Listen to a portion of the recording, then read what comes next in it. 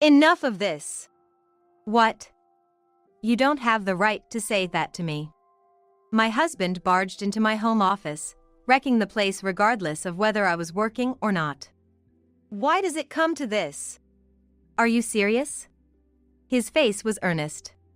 He criticized me for just playing around, even when I was working from home. And it wasn't just him. Talking to her is a waste of time.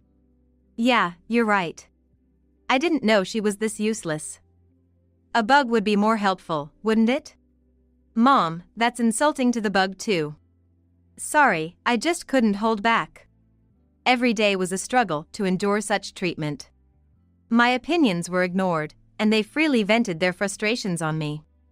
Then, one day, while I was in an important meeting at home, my husband unexpectedly entered the room. However, I didn't notice because I was wearing headphones. Get ready. You're unnecessary in this house. Just a parasite. I'm in a meeting right now. My mother-in-law, who came in later, started scolding me too. It was when I turned back to the computer to turn off the camera. The colleagues in the meeting screamed, "Run!" I turned around in shock. My husband was holding a bucket over his head and threw its contents at me. At that moment, I felt like everything was in slow motion for the first time in my life. Then I felt a burning heat all over my body. Stop! The bucket was filled with boiling water. Need to disinfect you more. It's still not enough. I thought I needed to get to the shower room to cool down. But I couldn't escape because my husband grabbed my arm. Where are you going? He pulled my arm and dragged me out of the room as if pulling me along. I was taken to the living room, where my mother-in-law continued to pour boiling water on me. How about that? Did we manage to disinfect her a bit? I wonder. It's a pretty big bug, after all. You, a freeloader, should get out of this house. I clenched my fists and stood up. I filled with anger to the point that I couldn't feel the heat from the boiling water. Of course, that's my plan. I retorted. You cannot survive out there. That's when I smirked. What are you laughing at? She must have lost her mind by now. I revealed my true self to them. You're saying you're the CEO of a company with an annual turnover of $400 million? Stop joking around. You must have really lost it. It's okay if you don't believe me. But you'll be the ones regretting it. I had been preparing for this day for a long time. I went back to my office room, got the divorce papers, and returned. Here, the divorce papers. This should do it, right? Are you serious? You were the ones who said it first. Ignoring their wailing, I left the house. A month later, my husband and his mother visited me. This was also part of my plan.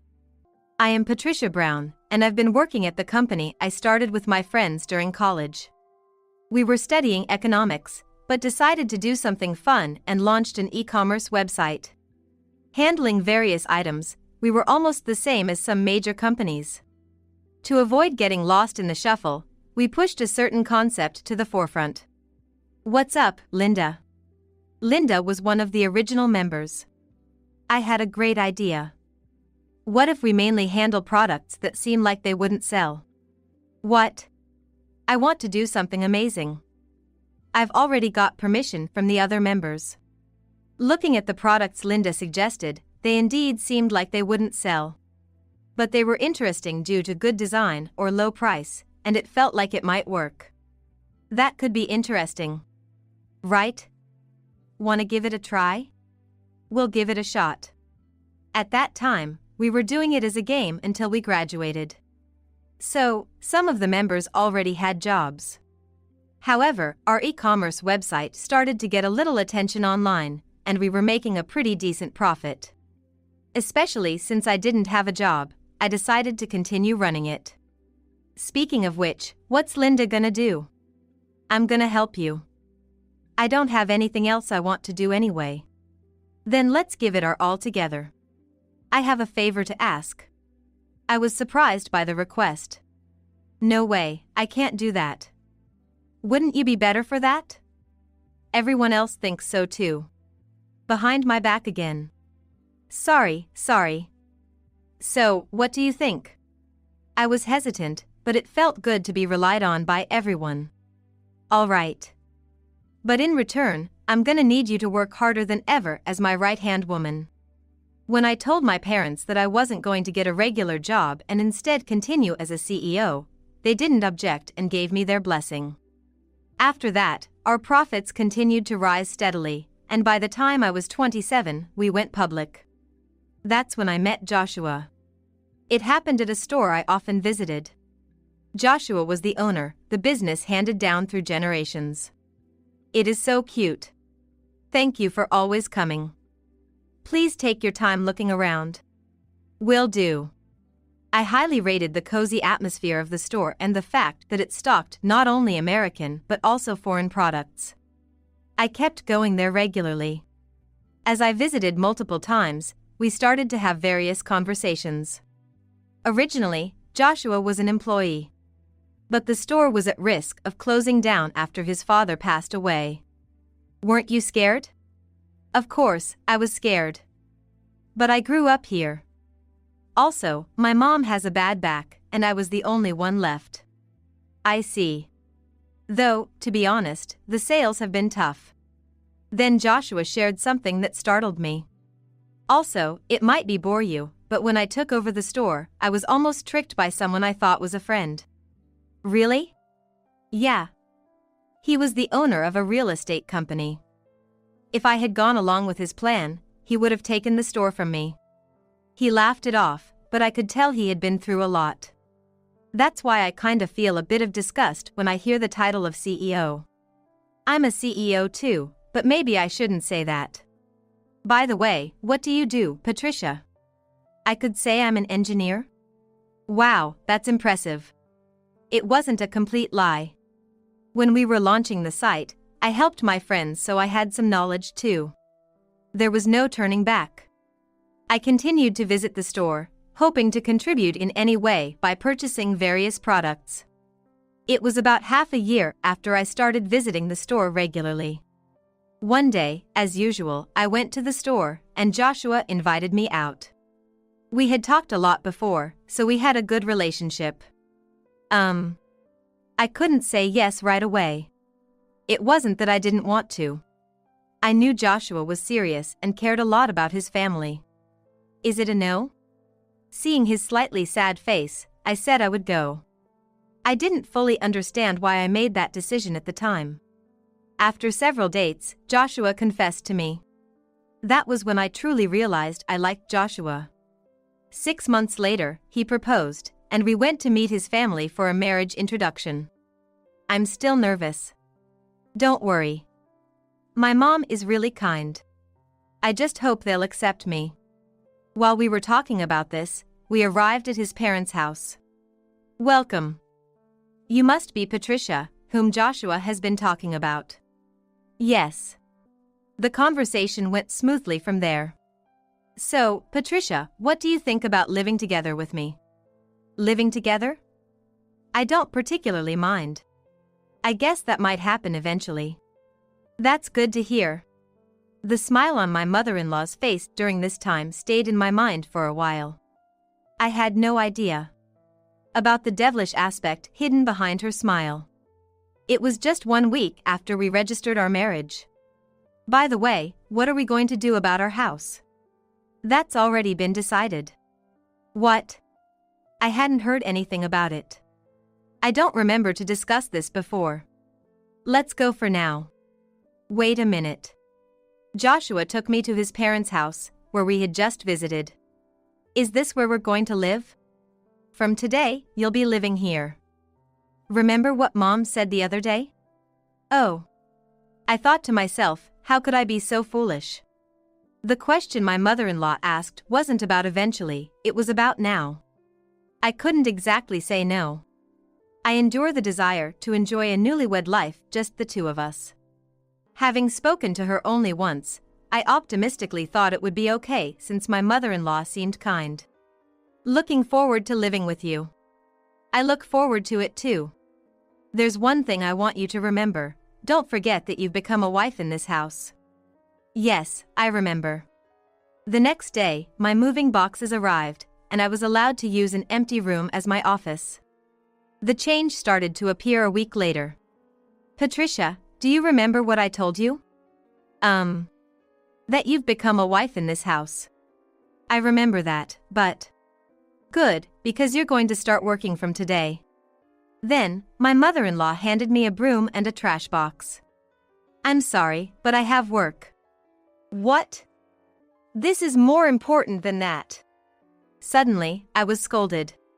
And she watched me the entire time I started cleaning. Joshua was at the store and not at home. I had no choice but to follow my mother-in-law's orders. Have you never cleaned before, Patricia? I have. Then move more quickly. It was as if she had become a different person, giving orders. And it was just the beginning, she even started taking my money. My mother-in-law had been a housewife and wasn't working now. Remember, this is also part of a wife's duties. That can't be right. But I couldn't say that to her. I can understand about that. From then on, she did whatever she wanted. While I was out, she would eat the food from the fridge or order expensive steak and make me pay for it. Of course, I didn't get to eat any. I need to talk to you about something. Yeah, tell me anything. It's about your mom. In an instant, I could see Joshua's face cloud over. Did something happen with my mom? How should I put this? She's been really tough on me. I tried to put it mildly. I see. Can you tell me specifically what she's done? I explained everything that had happened so far. As I talked, he nodded along, so I hoped he would speak up on my behalf. But that night, during dinner with the three of us, Patricia, you tattled to Joshua, didn't you? I looked at Joshua. He continued eating, seemingly unfazed by me. You're causing unnecessary trouble. That's because...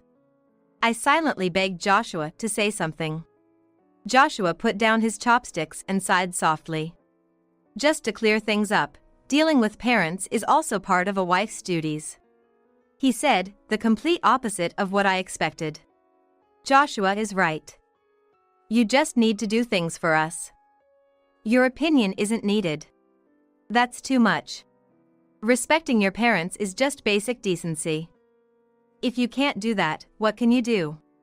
We were completely at an impasse. This wasn't the person I thought I married. After dinner, Joshua went back to his room. Left alone with my mother-in-law, I felt utterly powerless to resist. If this happens again, you'll be skipping meals. I chose not to answer. But that only seemed to make trouble bigger. Do you listen to me? While I was looking down, she splashed water on me. When I looked up, my mother-in-law was just smirking. As I stood up and tried to go back to my office, she stopped me. You still have cleanup to do. That's your job, isn't it?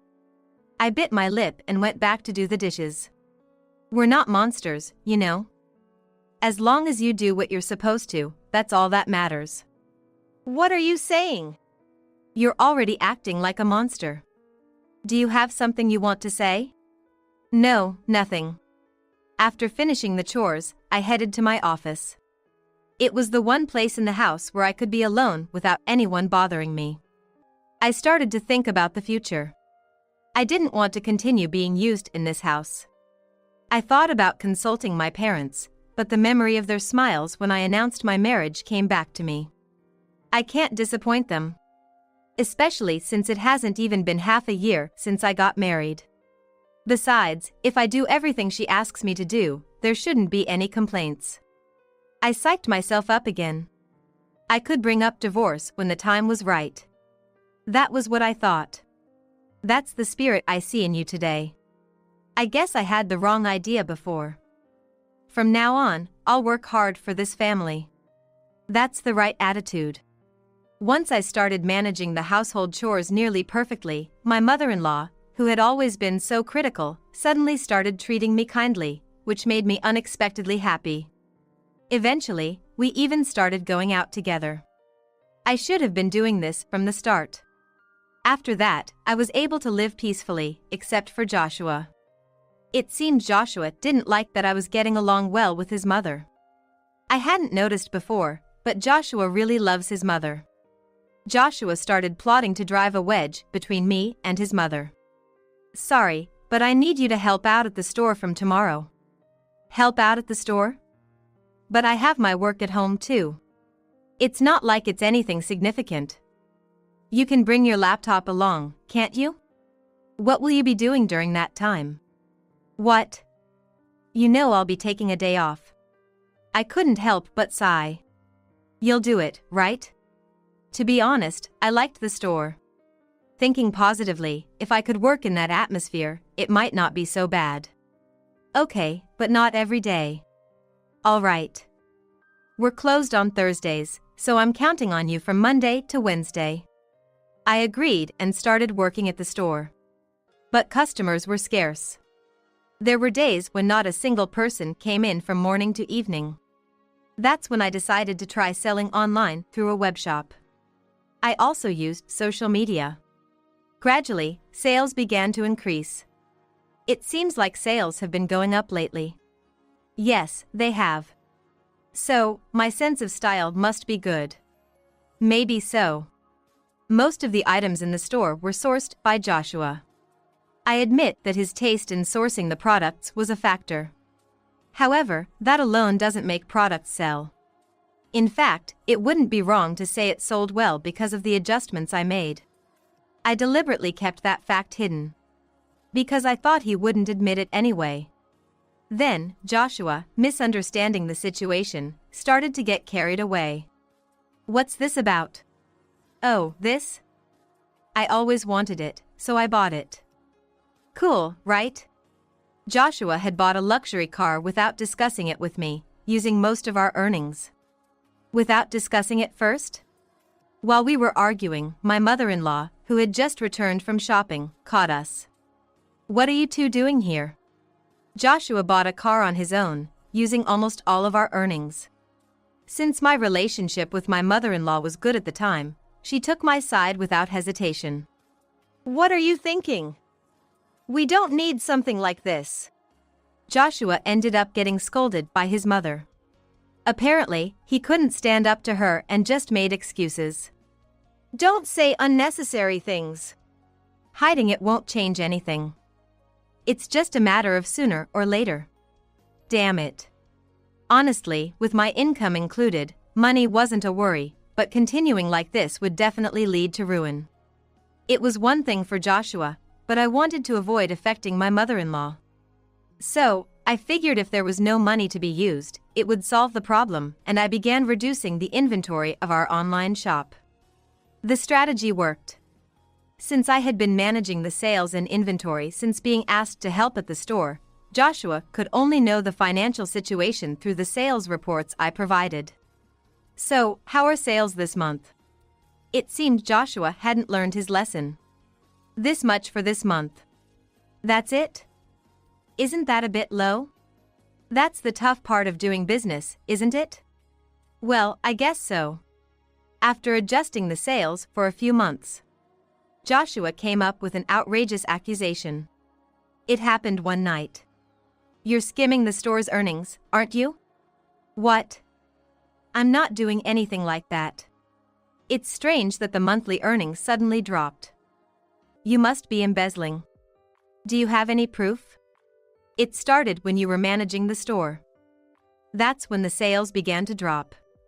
Just because the sales drop doesn't mean I'm skimming money, right? Are you fighting again? This one has been skimming sales and keeping the money for herself. Patricia has. I haven't done anything like that. Neither of us backed down, and the argument continued for a while. The day ended with my mother-in-law's mediation, but 2 days later, things took an unexpected turn. So, it was you taking the store's money after all. This again? I told you, I didn't do it. Then what's this? Joshua was holding an envelope. Inside it seemed to be a large sum of money, easily a few $1,000s. This was found in your office. You were hiding it, but unfortunately for you, now everyone can see. See, Mom? With this much evidence, I have no choice but to believe it. Wait, please. I didn't do anything like that. Believe me. Stop embarrassing yourself. Just admit your wrongdoing. I've been framed. I couldn't believe he would go to such lengths. Looking at my mother-in-law, she seemed to fully believe Joshua. It's a shame. I thought we were finally getting along. I really didn't. That's enough. I felt everything we had built crumbling down at that moment. The hellish times were returning. Forbidden from going to the store, I was confined to the house, forced to do chores as if I were imprisoned. On top of the usual housework, I was also sent out to the convenience store in the middle of the night. Hey! What's with this awful meal? Are you messing with me? Even in situations where my mother-in-law would have intervened before, she now ignored everything. It's cruel to bully her like this. But she needs to understand her place, right? Patricia. Yes. Then my mother-in-law threw the food into the nearby trash can. What are you doing? I thought it tasted bad. So, make it again. Now? Of course. You committed theft. This isn't even punishment. Even if she makes it again, it might still taste bad. Why don't we go out to eat? That sounds good. So you take care of the rest. The two of them left to eat out. Left alone in the house, I realized living with these people was impossible. I quickly finished cleaning up and secluded myself in my room. I shut down the online shop that I had contributed to for sales. This would surely impact them later. After all, there were barely any sales even before I started managing the store. By the time they realized, I wouldn't be in this house anymore. I also cleverly used shopping time to acquire a divorce form. I planned to confront them at the perfect moment. It happened while I was working as usual. Joshua entered the room, searching for hidden money in shelves and drawers. Stop it already! What? You don't have the right to say that to me. Why does it have to be like this? Are you serious? Joshua was earnest. Since it was his own lie, he couldn't back down now. Even when I was working from home, he accused me of just playing around. And it wasn't just Joshua. Talking to her is a waste of time. Yeah, you're right. I didn't know she was this useless. A bug would be more useful, wouldn't it? Mom, that's insulting to the bug too. Sorry, I just couldn't hold back. Every day was a struggle to endure. My opinions were ignored, and they freely vented their frustrations on me. Then, one day, while I was in an important meeting at home, Joshua unexpectedly entered the room. However, I didn't notice because I was wearing headphones. Get ready. You're unnecessary in this house. Just a parasite. I'm in a meeting right now. My mother-in-law, who came in later, started scolding me too. It was when I turned back to the computer to turn off the camera. The colleagues in the meeting screamed, "Run!" I turned around in shock. Joshua was holding a bucket over his head and threw its contents at me. At that moment, I felt like everything was in slow motion for the first time in my life. Then I felt a burning heat all over my body. Stop! The bucket was filled with boiling water. We need to disinfect you more. It's still not enough. I thought it was bad. I tried to head to the shower room. However, Joshua grabbed my arm, making it impossible for me to escape. Where are you going? He pulled my arm, dragging me out of the room like he was pulling me along. I was taken to the living room, where my mother-in-law continued to pour boiling water on me. How about that? Did we manage to disinfect you a bit? It's a pretty big bug, after all. You, a freeloader, should get out of this house.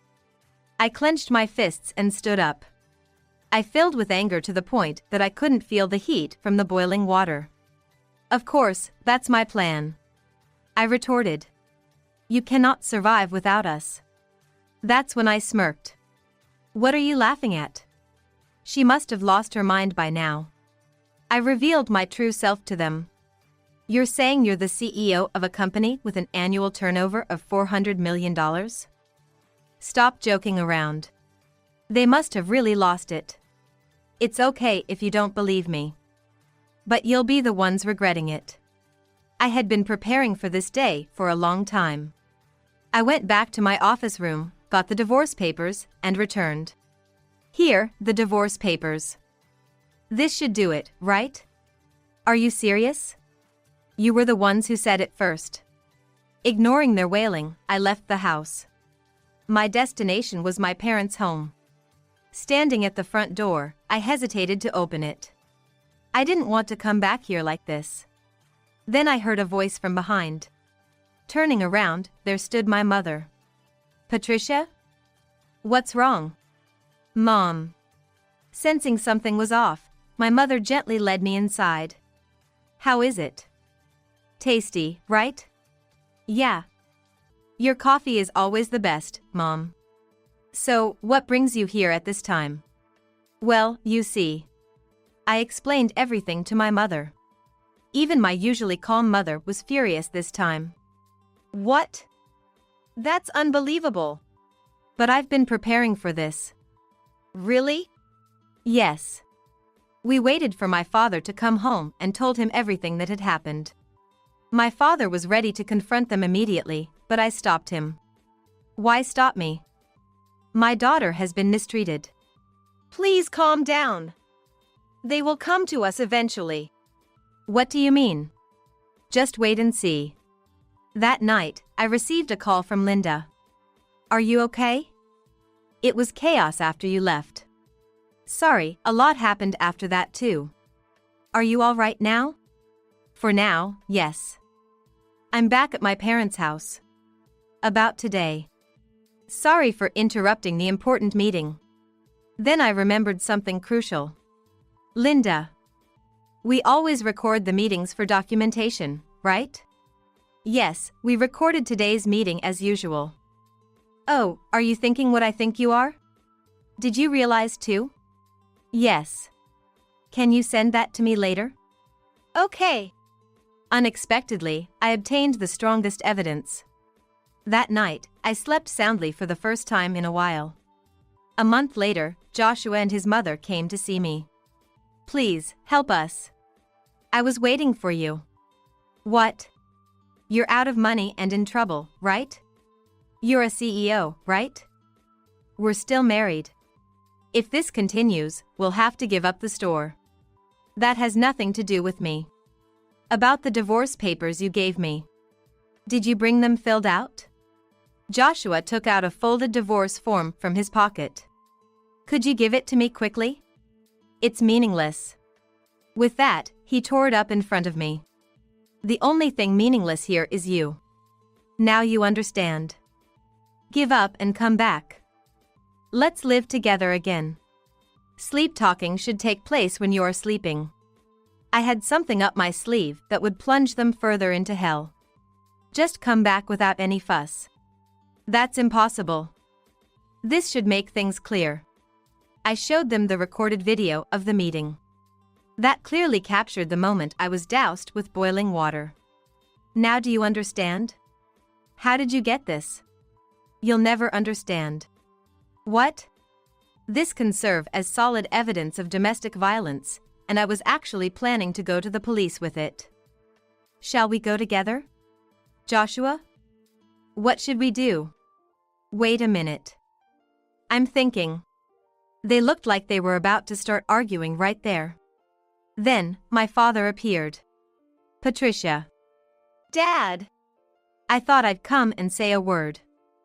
After all, we need to properly thank those who bullied my daughter. Seeing my father, Joshua and his mother were visibly scared. Maybe we should just give up.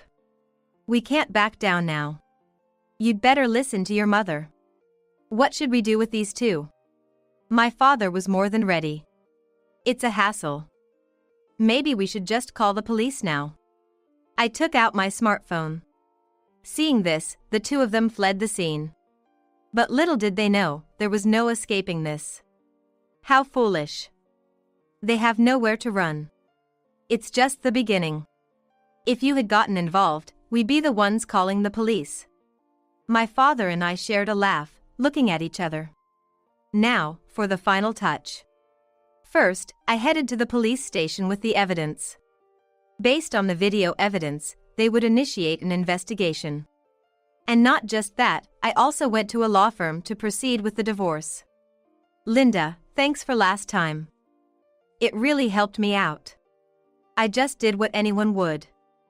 Patricia is an important friend and also the president of our company, after all. The latter reason is the real deal, isn't it? Who knows? After that, Joshua and I successfully finalized our divorce. While he wasn't arrested for domestic violence, he did end up having to pay a fine. Moreover, considering everything that happened since we got married, I decided to make them apologize me. To me, having Joshua fall into hell through his beloved money seemed most fitting. Later, I went to a certain place. It's been a while. Patricia. What are you doing here?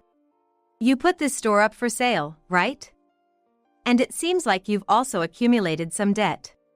Where did you hear that? I had a lawyer investigate everything about Joshua.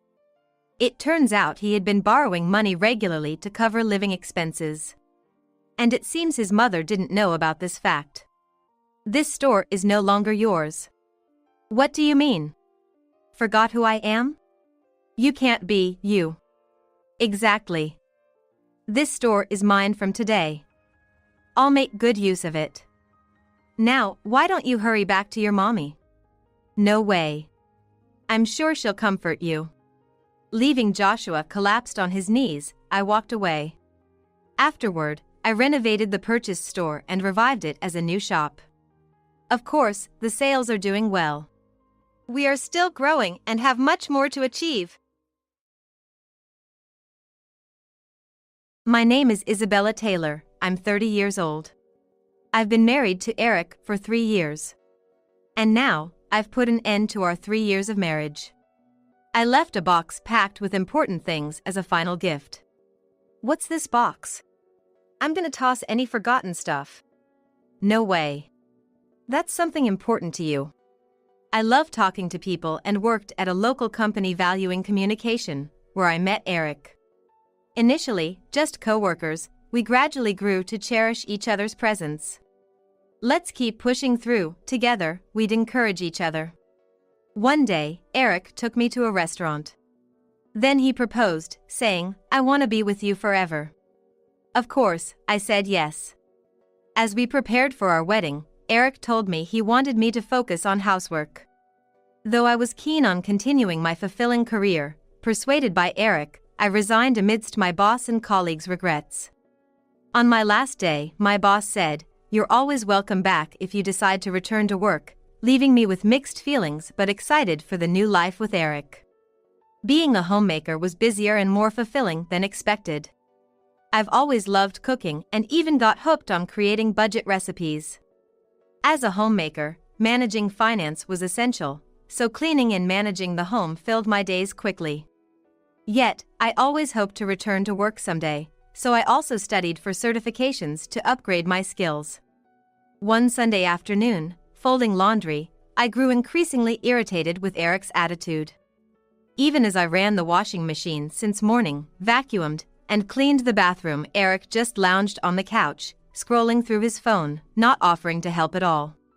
If you'd help a bit, we could have more time to relax together. Eric thinks it's natural for me, a full-time homemaker, to handle all household chores.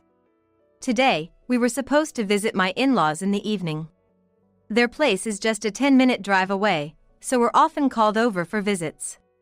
But truth be told, I find my in-laws difficult to deal with. Eric, Isabella, welcome. Good evening. I didn't want to always be on the receiving end of your hospitality, so I brought some dishes I made. Oh, how thoughtful of you. What should have been a cozy family dinner started with, if Mia had made this, it would have been much nicer. Maybe you should improve your cooking. Mia's cooking was always delicious. My in-laws are always like this. I thought I was pretty confident in my cooking. Everyone else always says it's delicious. Normally, you'd expect a husband to stand up for his wife when in-laws say such harsh things, but Eric joined in, praising Mia with them. Mia is Eric's ex-girlfriend. They say he dated before me.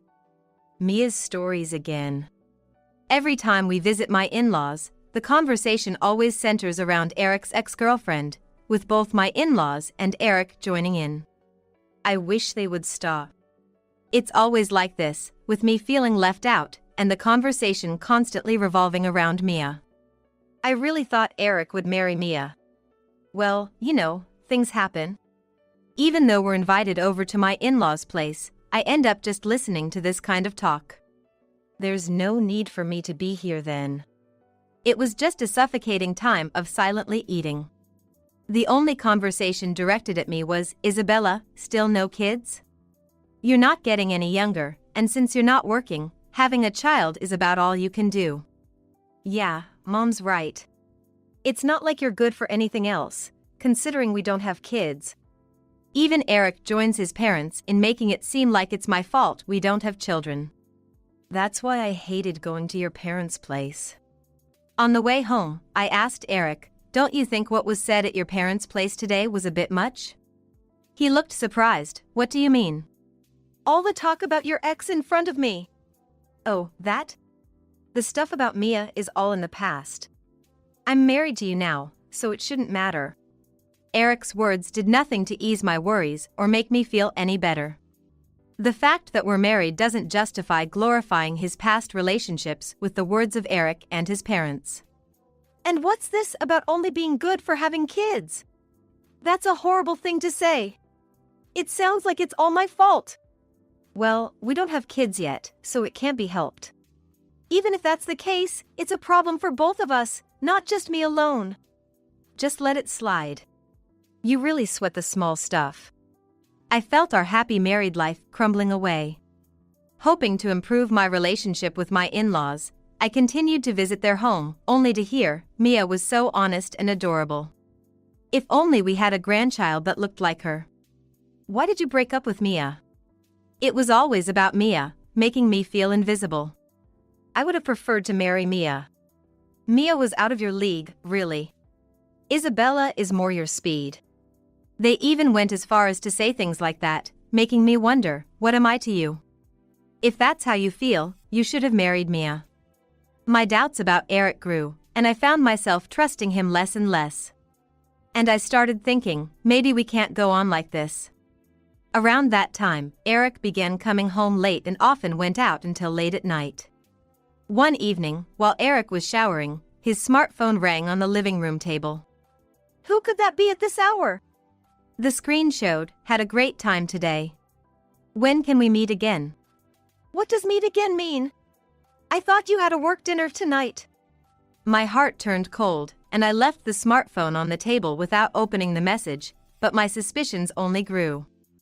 As days passed, my heart grew heavier. Our relationship showed no signs of improving, and the pressure from my in-laws only increased day by day.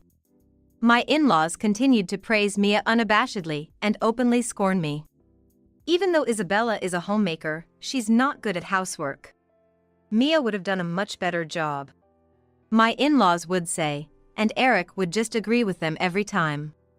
He never defended or stood up for his wife. One night, after Eric went to bed early, I sat on the living room couch and started searching for something online. That indifferent attitude towards his own wife. Eric is suspicious. He might be having an affair. As I looked up signs of an affair and how to deal with it, something inside me began to change. I wanted to prioritize my own happiness. And the desire to confirm my suspicions grew stronger. I stumbled upon an article titled Actions of a Wife Suspecting an Affair and wondered, is this what I should do? The article outlined steps to turn suspicion into certainty. Stay calm, gather evidence, and then make the best choice for oneself. And I decided to take that step. Today, I was meeting my best friend, Samantha, after a long time. Samantha had taken a day off to have a leisurely lunch with me. Samantha works for a company which is a business partner of Eric, and we became best friends when I was working because we got along so well. How have you been? It's been 3 years since you left your job, right? Yeah, being a homemaker is fulfilling and fun. You were always so driven at work. It's hard to believe you're content with being a homemaker. When I decide to do something, whether it's work or household chores, I go all out. I'm a perfectionist. That's true. Your home is always spotless whenever I visit, and I admire that. Plus, you've gotten into cooking recently, right? The dishes you post on social media look professional. Well, you know me. I like to excel at everything. Eric's lucky to have married you. That's what you'd think, but it doesn't seem that way. I shared with Samantha about Mia, the derogatory comments from my in-laws and Eric. That's terrible of Eric and his parents. What do they think of you? It's like I'm just a bad maid to them. There was even a message from another woman on Eric's phone late at night. Probably. No way! Is he cheating? Maybe you should confront him. But I don't have solid proof yet, and I'm thinking maybe I should let him slip up. I see. I'll help however I can, just let me know. Thank you, Samantha. I felt grateful to have a friend who understood me. After lunch with Samantha, on my way home, I accidentally spotted Eric. Is that Eric? Who's the woman next to him? It's still work hours. Maybe a colleague? But they seem pretty close. Wait, is that Eric? The woman next to him. Mia? Is that Mia? How do you know her? Mia's a colleague of mine. She's known for jumping from guy to guy. That Mia is Eric's ex we were just talking about. Really? The one who's supposedly good at cooking? No way. That woman can't cook to save her life. She's just good at pretending. Samantha, do you have time? I need a favor. Of course. Let's follow them. And so, Samantha and I decided to tail Eric and Mia. In broad daylight, they went into a hotel. Just as I thought. My suspicions were confirmed. Isabella, are you okay? Yeah, I was prepared for this, so I'm fine. We decided to wait for them to come out. Do you mind if I make a quick call? Sure, go ahead. Hello. I'm Eric Taylor's wife. I need to urgently reach my husband due to a family matter, but I can't seem to get through. I see, I'll try contacting him from here. If you can't reach him, could you please inform his supervisor about this? All right. Thank you very much. Then, we took photos of them entering and leaving the hotel. Samantha, thank you. No problem. Just say the word and I'll help out. Can I ask you for one more favor? Of course. As if nothing had happened, I went home and started preparing dinner, but my revenge had quietly begun. I started to observe Eric's movements more carefully. The days he came home late, his reasons for going out, and how he handled his smartphone. While Eric was sleeping, I gently picked up his smartphone and unlocked it with my heart racing. The messages, photos, and his schedule. I found all confirmed my suspicions were correct. I felt a strong need to take action to escape this situation. The next day, I went to a law firm for consultation. Photos proving Eric was still involved with his ex-girlfriend Mia in an affair. Audio evidence of my in-laws demeaning me by bringing up the ex-girlfriend. I've been verbally abused by my husband and in-laws for a long time. And my husband is having an affair. I want to file for damages against my husband and in-laws. The evidence will serve as solid proof. Let's prepare a demand letter for damages based on this. Claiming damages for the verbal abuse from your in-laws is possible with this much evidence. My preparations were steadily advancing. Then one day, Eric suddenly called me into the living room with a heavy atmosphere. Isabella, I have something to tell you. What? Why so formal? My mistress Mia is pregnant. That's why I want a divorce. At that moment, my heart turned ice cold, yet it felt like I was being confronted with a reality I had been prepared for. What? Eric continued talking without meeting my eyes. Both your dad and mom know. They're thrilled about having a grandchild." Those words filled me with deep despair, but at the same time, I was convinced of the importance of the evidence I had collected. Over the past few months, Eric's unnaturally late returns home had increased. Samantha and I tailed him, found messages and photos on his smartphone, and captured photos of them entering a hotel. All these proved my suspicions were correct. That night, I resolved to take revenge on Eric, Mia, and my in-laws. The next morning, Eric said, "I want you to leave today. I want to live here with Mia as soon as possible," before he went to work. Selfish man. He has no idea what's coming. I plan to leave today. I started packing my things in the morning. I was going to stay at my best friend Samantha's place for a while. But first, there's something I need to do. I went to the law firm in the morning. My husband didn't just have an affair, he got her pregnant. That's terrible. The demand letter is ready. They have the obligation to pay a fair amount. Don't worry, I'll assist you. Thank you. I felt supported having a competent lawyer by my side. After consulting the lawyer, I went back home to continue my preparations to leave. Alone in the living room, I quietly started packing the evidence into a box to show them. Then, I placed the box in a conspicuous spot in the room. Before leaving the house, I wrote a letter to my in-laws. I have always tried to build a good relationship, but I have always been compared to Mia and felt like I wasn't accepted as part of the family. Your reaction to it has deeply hurt me, making me feel lonely and betrayed. I've collected evidence and left it in Eric's room. I want you to know the truth and understand the betrayal I felt. There you go. With that, I bid farewell to my married life. I vowed to see the impact my actions would have on Eric, Mia, and my in-laws. Then, I mailed the letter and the demand letter for compensation to my in-laws' house. Afterwards, I dropped another envelope in the mailbox and headed to Eric's company. I need to get back to work myself. I offered to return to my previous job. My former boss welcomed me back with open arms. Having Isabella, now a popular cooking influencer on social media, return as the face of our kitchenware company will surely double our popularity. Yes, that's right. My hobby of posting cooking content on social media has made me quite popular, and now I'm known as a famous cook. Then, I'll be starting next week, I said, leaving the company. Then, Eric and Mia came back from work. What's this box? I'll throw away any forgotten stuff. Thinking it wasn't his, Eric contacted me.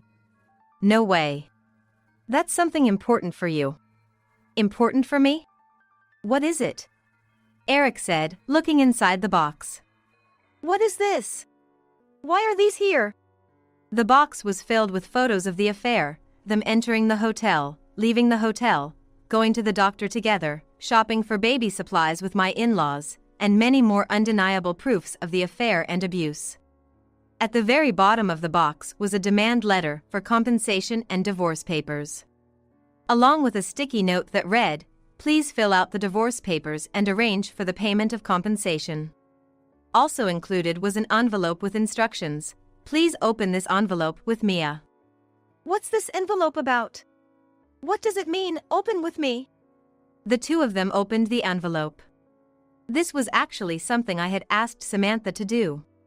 Since Mia was known to switch partners frequently, I had her investigate Mia's other relationships. I suspected that the baby might not be Eric's, so I also had Samantha look into who the father could be. Since Samantha was Mia's colleague, she could easily gather information on Mia's other relationships and quickly obtained photos of Mia with other men.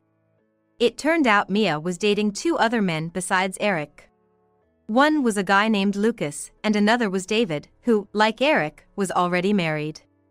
On the days Eric wasn't around, either David or Lucas would visit Mia's place. Apparently, Lucas was the main man, and the baby was likely his. However, Lucas didn't want the child, so the plan was to have Eric divorce and marry Mia to raise the child together, and David, another affair partner, was expected to pay child support. What a woman!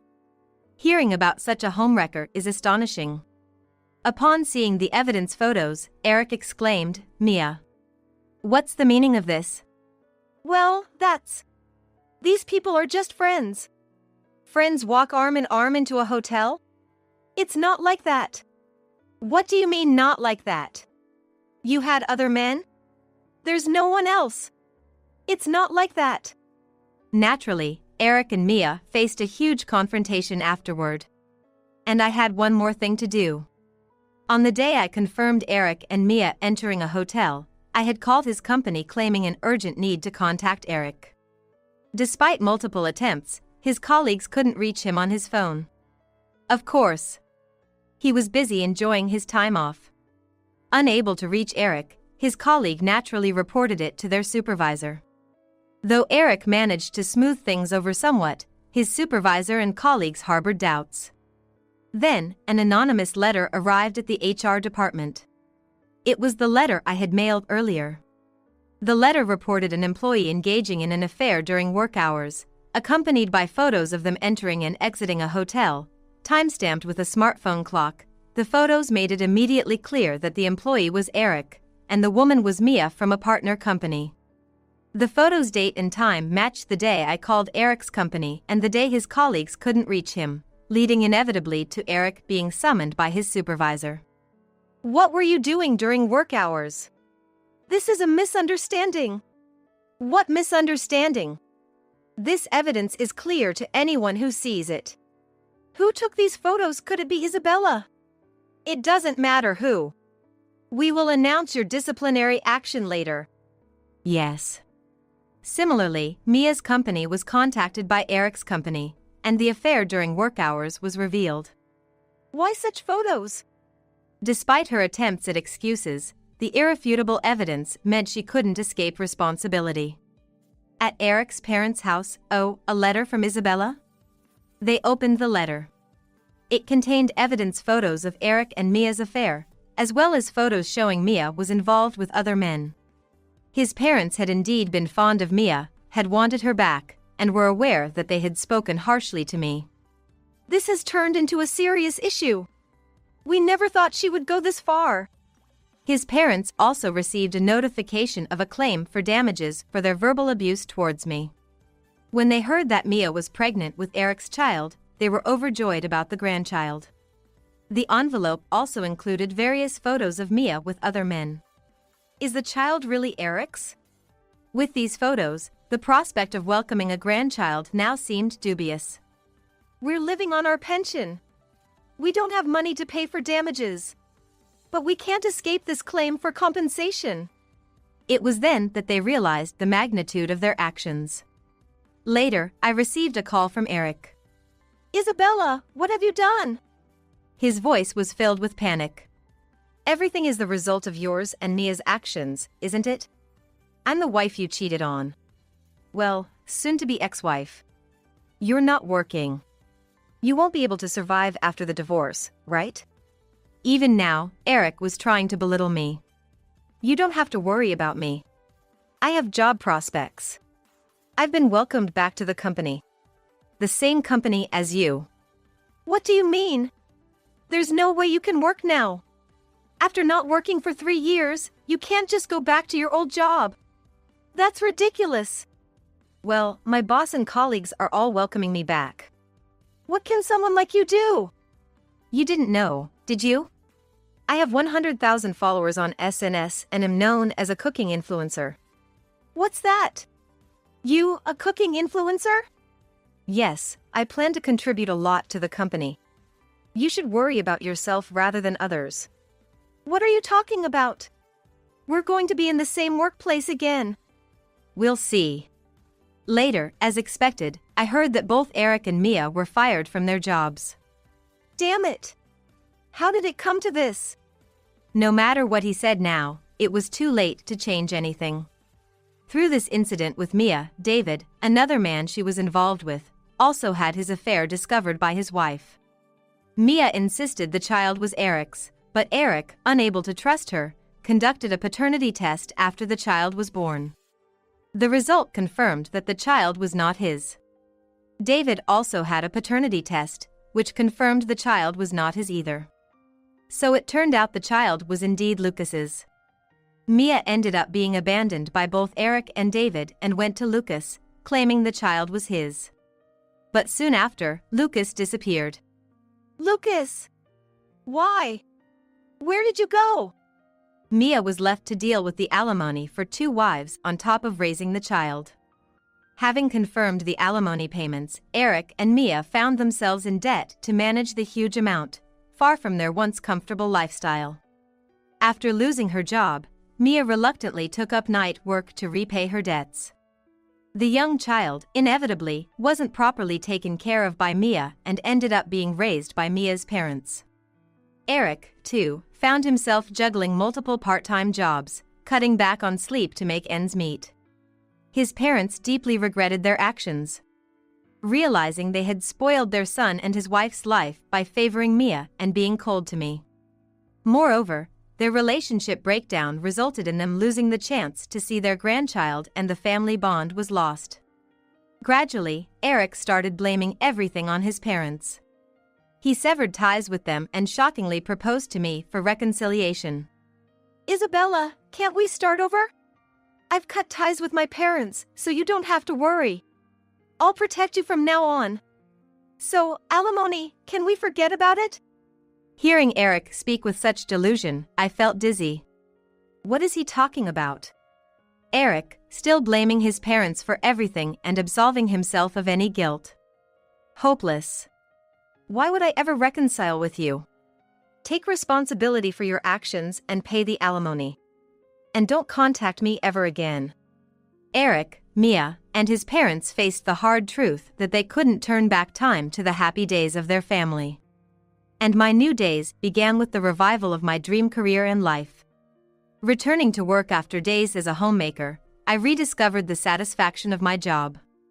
My social media account kept gaining new followers, with my recipes and culinary photos earning widespread praise. As the face of a kitchenware brand, every time I posted a review on social media, the products sold out instantly.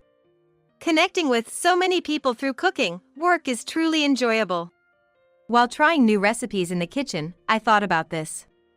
At work, I succeeded in various projects through collaboration with colleagues, regaining my former confidence and vitality. My days are filled with professional work by day and passion for my social media activities by night. In these fulfilling days, I truly felt that this is where I belong, finding both work and cooking enjoyable. On weekends, I enjoyed single life with my best friend Samantha. We tried new restaurants and planned trips together. Samantha, thank you. It's because of you that I can walk towards such a positive future. Expressing my gratitude, Samantha replied with a smile, I'm also happy because you're with me, Isabella. Let's continue to enjoy many fun things together. Overcoming past hardships and carving out a new life with my own strength brought me deep satisfaction. And I realized that this moment is the most brilliant in my life. I've always thought about it, you know. Being a housewife is like being unemployed. You just do the housework and you don't have to worry about living expenses. It's really an easy job. If I were a woman, I'd definitely choose to be a housewife. A tipsy Harry said this with a carefree, innocent laugh. Today, we were visiting my in-laws' house and having a family dinner with relatives gathered around. Only the relatives near Harry and I heard these words, and it was clear turned them off. However, I simply stated the facts to my husband calmly. Harry, you do know I've already gotten a job offer, right? So, I'm not a housewife. No way, a woman like you getting a job? Don't underestimate the real world. But hey, it was funny, so I'll let it slide. Harry's chuckle turned into a roar of laughter, but I remained calm. He didn't know, but I did. It was he who underestimated the real world. Hey, Harry, what's up? You seem to be having a great time. Something funny happen? Or is it because Mary has been doing so well with the housework, you just got a bit carried away? Harry's laughter was so loud that it must have reached my in-laws sitting at a distance. They seemed interested in our conversation and came closer, making Harry whisper in a panic. Yeah, that's right. Just like Mom said, Mary's been doing great with the housework. It seemed like Harry was trying to ride along with his mother's words, trying to brush it off with some casual remarks. But I wasn't going to let the conversation just drift away like that. So, I decided to interrupt and express my gratitude to my in-laws. Mom, Dad, thank you so much for today. No, managing the house and also choosing to work outside, that's really impressive. Balancing both must be tough. But Mary is trying to take on a challenge. That's why we wanted to support her as much as we could. Thank you so much. I'm glad to hear you say that. Huh? What do you mean Mary is working outside? In fact, today's dinner also serves as a celebration for my new job. My husband, Harry, had a puzzled look on his face, unaware of this development. Huh? Harry didn't know about Mary's job offer? We thought Harry would naturally know, so we didn't tell him about the job celebration. My in-laws said this, tilting their heads at my husband's reaction. No way, Mary's working? Why would she need to do that? With my salary, we're not struggling to live. I'm getting recognized by my boss, especially the CEO, and promotion is a sure thing. My salary is going to increase even more, you know? Harry said this with a boastful air, turning into somewhat of a braggart. Despite my in-laws saying it was a celebration for my employment, he wouldn't believe it. True, Harry is a so-called elite employee at a major corporation, thriving in his role. While it might be true that he's valued by the CEO, knowing his true character would surely change that evaluation. Harry, you're getting too carried away. It's good to have confidence in your job, but try to be a bit more humble. But indeed, maybe Mary doesn't need to work. Why did you suddenly decide to get a job? My in-laws said this, admonishing my overly confident husband yet also wondering why I decided to work. Faced with their inquiry, I decided to reveal a fact unknown to my in-laws. It's because we don't have any savings. If I don't work, our living situation will become difficult. What? No savings? Why? No way, Mary, what are you talking about? Harry said he's working at a big company with a high income. There shouldn't be an issue of having no savings, right? My in-laws said this, tilting their heads in disbelief. I guess it's hard to believe, huh? Normally, what my in-laws are saying would be right. With my husband's income exceeding $200,000, it's unthinkable not to have savings. But that's if you're thinking normally. While listening to the exchange between me and my in-laws, my husband, Harry, had a smug smile on his face. Then, he started speaking with a mocking attitude. Oh girl, what are you even talking about here? Aren't Mom and Dad just disappointed? Mary, are you drunk or what? I'm not drunk, you know? Really?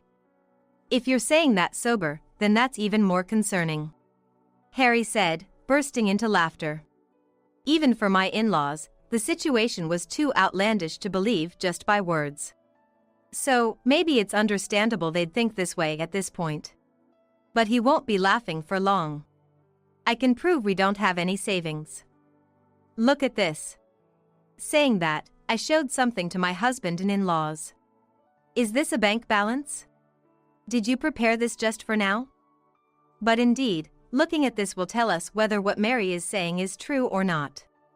Just as my in-laws mentioned, what I showed them was the bank balance for our joint account. Both of them looked closely at the balance, but immediately after, their expressions turned to shock, their mouths gaping open in astonishment. What's this about? Only $600 in savings? Harry, what's the meaning of this? Explain yourself. I can't believe what Mary was saying is actually true. Both turned to Harry with stern faces, pressing him for answers. Finally, a hint of panic appeared on Harry, who had been all too complacent until now. Hey, Mary, why do you even show the bank balance on you? No, wait, Mom, Dad, this isn't what it looks like. Harry was surprised that I show the bank balance, but more than that, he seemed desperate to explain away the lack of savings to his parents. It's because of work-related expenses. I needed the money for that. Even so? Yes, that's right, isn't it? Harry tried to smooth talk his way into their understanding, but my in-laws were clearly not convinced, exchanging doubtful glances. Come on. Let's drop this topic. I need money for work-related things, so it'd really help if Mary could work too. That settles it, right? He suddenly pretended to accept my job as if it made all the sense in the world, trying to forcefully change the subject, but it was a no-go. Because I already knew everything. We can't end this conversation with such a lie. Hey, what are you planning to say now? I was about to expose Harry's secret. Sensing the dangerous air, Harry appeared extremely flustered upon hearing my words. Our lack of savings is because you've been spending money on another woman, isn't it? I know you've been cheating. What did you say? Harry was taken aback by the sudden revelation, panicking but not immediately believing my words. He slowly began to speak after a pause. Hey, what are you talking about? If you're gonna lie, at least come up with a better one. There's no way I'd cheat. This isn't funny at all. With that, Harry completely denied the affair, dismissing it as nonsense.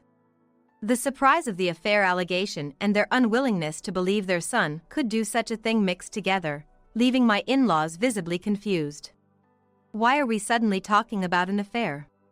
Isn't this rather disrespectful to Harry? Do you have any proof? I guess words alone aren't enough to convince them. It's natural for my in-laws to want to disbelieve. As my mother-in-law said, it seems necessary to present some evidence.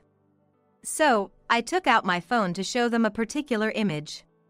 I do have proof. Please, look at this image. Who is this woman? Mom, do you know her? No, I don't know her.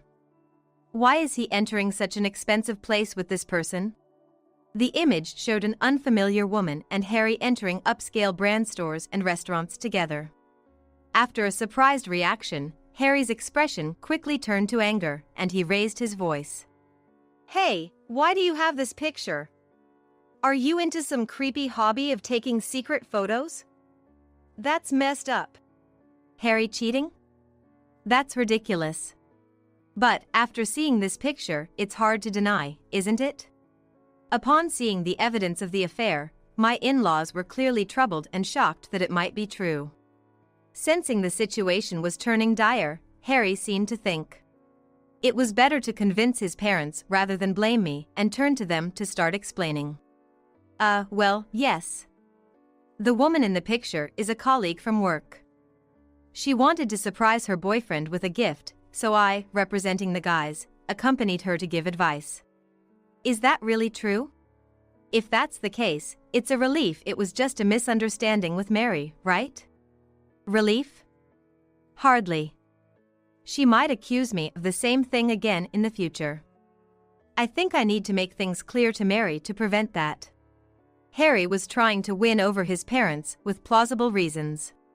Naturally, his parents would want to believe their own son's words. So, it wouldn't be surprising if they were persuaded by him. However, as much as I hate to say it, I knew the story Harry just told was a lie. Harry, there's no use saying that. I know that woman isn't your colleague but an employee from a client company. What are you arbitrarily deciding and talking about? Really, stop it. As expected, Harry wouldn't admit it. He claimed I was just making assumptions, which seemed to sway my in-laws. But what I'm about to say should convince them. Ready to reveal more, I slowly began to speak. I'm sorry to make you sad, Mom and Dad. But I'm not just making assumptions or jumping to conclusions. Because I've found out who Harry's affair partner is. Her name is Natalie, right? What, how do you know about Natalie? When I mentioned the affair partner's name, Harry was visibly shocked. My in-laws reacted similarly. There was a reason I knew the name of the other woman. Because the company that offered me a job is where Natalie works. Huh? What are you saying? That means you're working with a client of my company? That's a huge lie, no way I'd believe that. It doesn't matter if you believe it or not. I'm just stating the facts. Harry tried to cover up by saying the affair partner was a colleague at his company, but in reality, she was going to be my colleague. That's how I knew he was lying. Hey Harry, what's this about? Were you lying to us after all? Lying means you were trying to hide the affair, right? What's it gonna be, Harry? Answer me. No, wait a second. There's also a chance that Mary is lying, isn't there? Right after, I showed Harry a piece of paper. It was the job offer letter.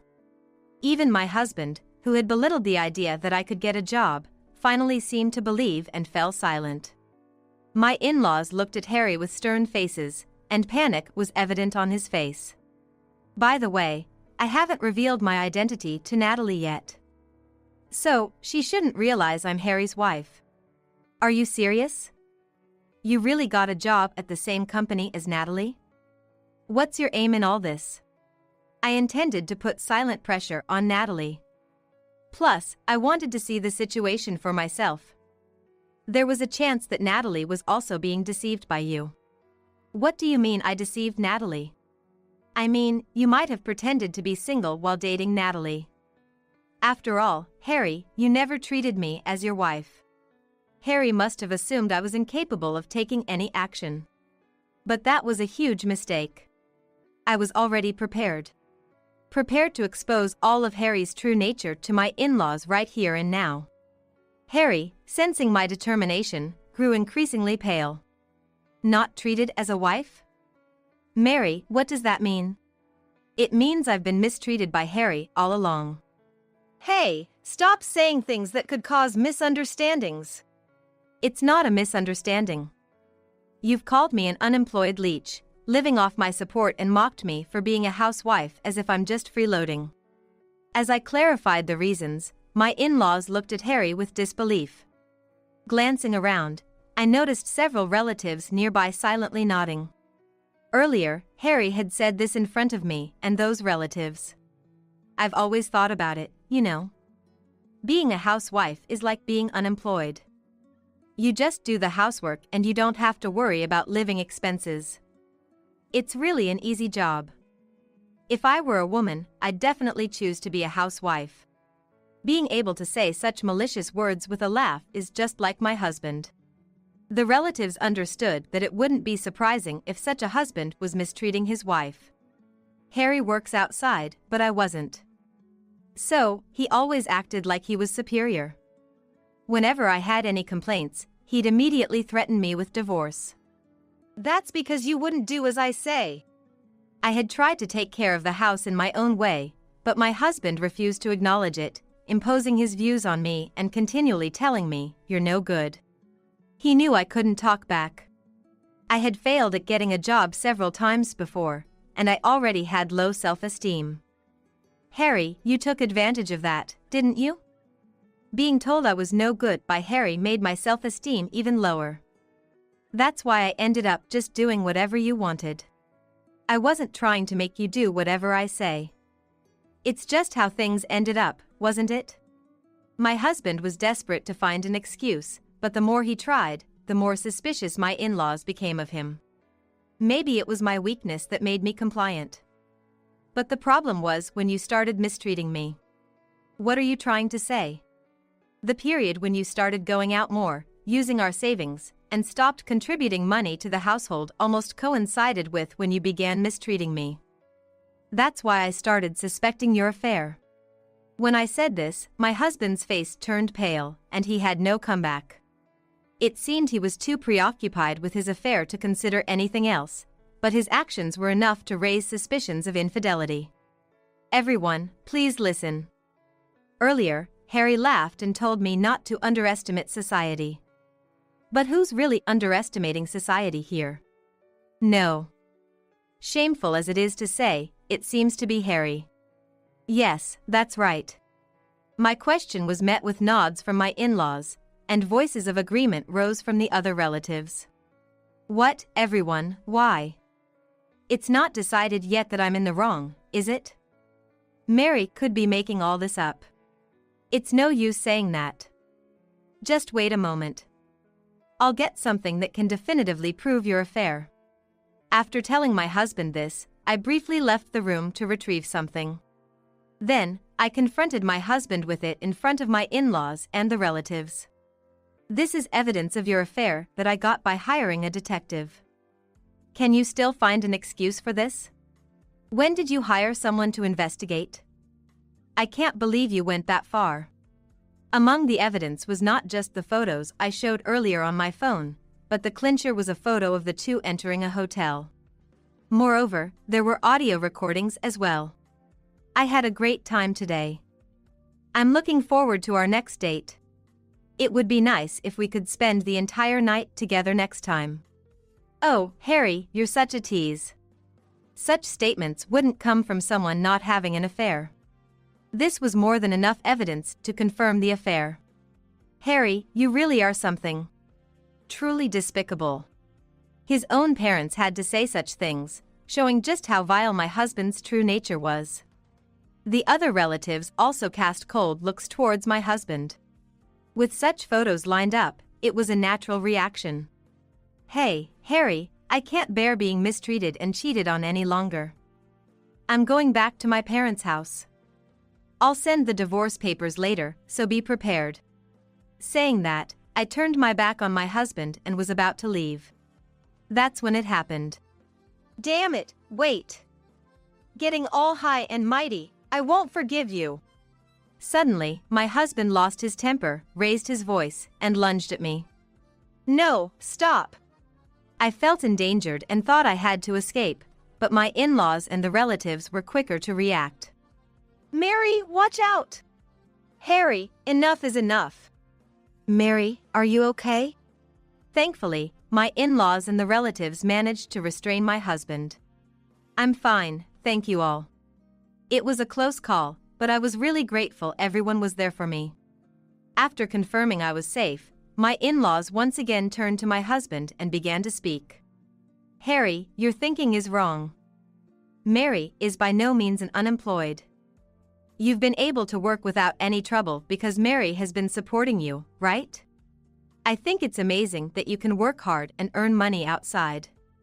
But it's because Mary properly takes care of the house that you can concentrate on your work with peace of mind. And just because you earned the money, it doesn't mean you can spend it any way you like. Saying this, they tried to gently admonish Harry without provoking him. However, Harry was unreachable by his parents' words. Ugh, I don't want to hear a lecture. She's a housewife, so of course, she should take care of the house. Why does it sound like Mary's doing something amazing? You still don't get it, do you? Mary is not your property. Dad's right. You should apologize to Mary right now for thinking it's only natural for her to do all the housework. My in-laws clearly rejected Harry's way of thinking and told him to apologize to me. Yet, Harry remained unrepentant and scoffed at their words. Shut up, you mediocrities. I'm more capable than anyone. If you have a complaint, earn more than me before you speak. You lot have no right to lecture me. What did you say? To everyone's astonishment, Harry began to look down on his parents and the relatives.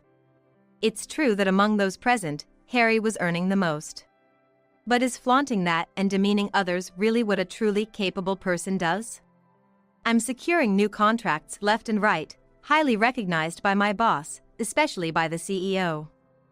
At this rate, I'm on the fast track to promotion. In Harry's mind, a person who can work equals a superior person. But a truly superior person wouldn't demean others like this. Disappointed by Harry's failure to see his mistake, I was overtaken by laughter at the absurdity of his ignorance. I ended up laughing. What? Why are you suddenly laughing? What's so funny? I'm sorry. It seems you're quite confident in your current job, but I know things aren't going as well as you think. Huh? What do you mean? The father of Natalie, with whom you're having an affair, is the CEO of your company. What? You're kidding, right? But Natalie never mentioned anything like that. That's because Natalie wants to succeed on her own without relying on her father's influence. Maybe it was too early for her to tell you, don't you think? If that's true, we're in big trouble. If the CEO finds out about this. Harry mumbled, starting to panic. Seeing his reaction, I was convinced he knew nothing. I had already made contact with Natalie during the investigation of the affair. That's when I heard the story from her. Unfortunately, it's impossible to keep this from the CEO. I'll be reporting your affair with Natalie. I told him this and was about to leave for my parents' house once and for all. Mary, please. Don't tell the CEO. I was wrong. I had no idea Natalie was the CEO's daughter. I must have been deceived by Natalie. I'm a victim too, right? Even if you didn't know, the fact that you mistreated me and had an affair doesn't change. No matter what you say, I won't forgive you.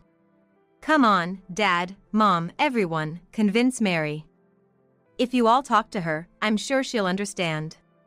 As I firmly rejected him, my husband pleaded for help from his parents and the relatives.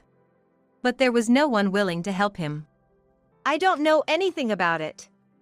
It's your own fault. I'm cutting ties with you. I will never help you. I feel the same as Dad. When my in-laws declared their disownment, the other relatives also surrounded my husband, glaring at him as if to say they felt the same. Overwhelmed by their intensity, my husband finally fell silent. Afterward, I filed for divorce, then returned to my parents' home to live peacefully. Amidst all this, my in-laws came over to apologize once again. Mary, we're really sorry about what happened last time. Our foolish son has caused you so much trouble. No matter how many times we apologize to you, Mary, it won't be enough. Please, both of you, lift your heads. The one at fault is Harry, not you two. It helps us to hear you say that. Actually, we came today because we have something important to tell you. Something important? Yes, it's about. My father-in-law proceeded to tell me about my ex-husband's current situation. Because I had reported the affair to his company, he lost the trust of the CEO, the story spread throughout the company, and everyone began to look at him with disdain. It seems my ex-husband's performance at work was indeed genuine, which is probably why the betrayal hit the CEO and employees so hard. If he had just stayed focused and behaved, he could have surely made it to the top, as he always said. Instead of climbing the ladder, he's pushed himself into a position where he had to resign voluntarily.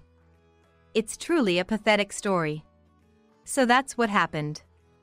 It's self-inflicted, but it's such a waste for Harry. If he wanted, my ex-husband could find a job and start over. However, unless he regrets, reflects, and changes his mindset, he's likely to repeat the same mistakes. Meanwhile, I had a chance to speak with Natalie again, and she said, I heard from my father. Harry was your husband, wasn't he? I'm truly sorry for having a relationship with him without knowing.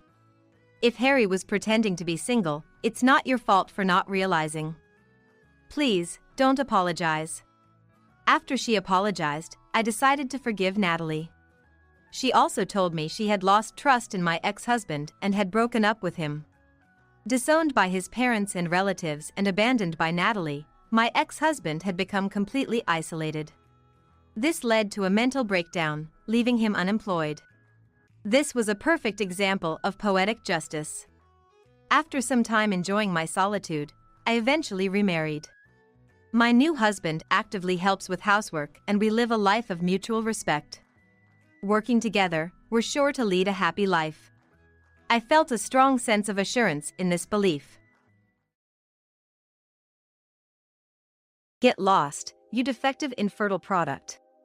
I'm divorcing you, you ugly hag. With sneers of utter disdain, these two, my husband Theodore and my best friend Chloe, directed such cruel smiles at me. I had been deceived by them for so long. Behind my back, they looked down on me and did atrocious things. Despite my trust in them, their betrayal was too harsh. They must think of me as a trivial nobody. Enjoying mocking me, thinking of me as a toy that can be broken. But I am a human being with feelings. It's essential they understand that. Clenching my resolve, I took a deep breath. My name is Lily Swift, a 37-year-old homemaker. Coming from an average family, I was born between my gentle mother, similar to me, and my father who always led her. I have a brother who is 4 years older and significantly smarter than me. I've always been somewhat spacey and not great at studying. Lily is kind to others, isn't she? I'm not so much. Is that so? I think you're kind. That's because you're my family. Despite struggling with studies, Lily, you have many good qualities. He comforted me when I couldn't score well on tests. Our parents raised us without favoritism, allowing me to grow up without feeling complex about my intelligence, and I proceeded through high school. Not being university material, I started working at a local company after graduation. That's where I met Theodore. Being with you settles my heart. At that time, lacking romantic opportunities, I attended a speed dating party. Theodore and I met there, hit it off, and started dating when I was 28. Our relationship smoothly progressed, and we married when I was 29. I will definitely make you happy. Theodore's proposal had me over the moon, convinced of our happy future together. But then, you're really stupid, aren't you? Can't you think and do this much on your own? He'd retort to my simple requests. Lately, Theodore had been belittling me, calling me stupid at every opportunity. True, I'm not the sharpest tool in the shed. But did he need to speak to me like that just because I asked for a little help around the house since I'm busy with work? As if your job is anything significant. Or maybe it's you're working outside, that's why we can't have kids. Moreover, lately, Theodore had been blaming me for our inability to conceive. If it were something I could achieve through effort alone, I'd do anything. It's clear that the lack of children is due to Theodore's lack of cooperation. My only outlet was venting to my best friend Chloe. Things haven't been great with my husband lately. You're too kind, Lily. Maybe he's taking your kindness for granted? Chloe has been my friend since high school. Unlike me, Chloe is assertive, quite beautiful, and I often wonder why someone like her would be friends with me. Speaking of wonders, it's also curious that Chloe, despite having a desire to marry, is still single. She's beautiful, a great cook, considerate, and seems to have no flaws. Well, marriage is a personal choice, and it's not my place to comment. Thanks for listening, Chloe. I'm blessed to have a good friend like you. Oh, what a sweet thing to say. Joking and laughing with Chloe like this saves my heart. One day. How about we go on a trip for our anniversary this year? I'm busy, so Lily, could you plan it? Theodore suddenly suggested that. We used to travel to various places early in our marriage, but I haven't gone out with Theodore for years. What's gotten into him? Despite wondering this, I felt excited planning a trip after such a long time. Even though Theodore often mocks me, I don't dislike him. I want to go out with him and spend enjoyable time together as much as possible. With that thought, I meticulously planned our anniversary trip. This inn looks nice. But it's fully booked. The inn I found after much searching, thinking Theodore would like it, was fully booked, with a waiting list for cancellations. On a whim, I applied for a cancellation waitlist and a few days later, got a call that a reservation had become available. Yay! This will make for the best anniversary. I was so happy at the moment, I almost started humming. The inn not only has a good atmosphere but is also renowned for its cuisine. It had been featured on national TV, and my expectations were sky high. A week before the trip, I was in such a good mood, smiling and laughing during dinner when Theodore asked with a puzzled voice. You've been in a good mood lately. Did something nice happen? I realized then I hadn't told Theodore about securing the inn and, still smiling, I opened my mouth. Actually, for our anniversary trip, I found a nice place. It's an inn you'd like. The food is supposed to be delicious, so I'm really looking forward to it. However, Theodore frowned deeply at this. Anniversary trip? What are you talking about? Why are you planning something like that on your own? I've got plans on our anniversary. I was bewildered by Theodore's unexpected words. But you were the one who suggested we go on a trip. I never said that. Don't blame me for your misunderstanding, he retorted, visibly irritated. Despite still eating, he put down his fork, indicating he was done.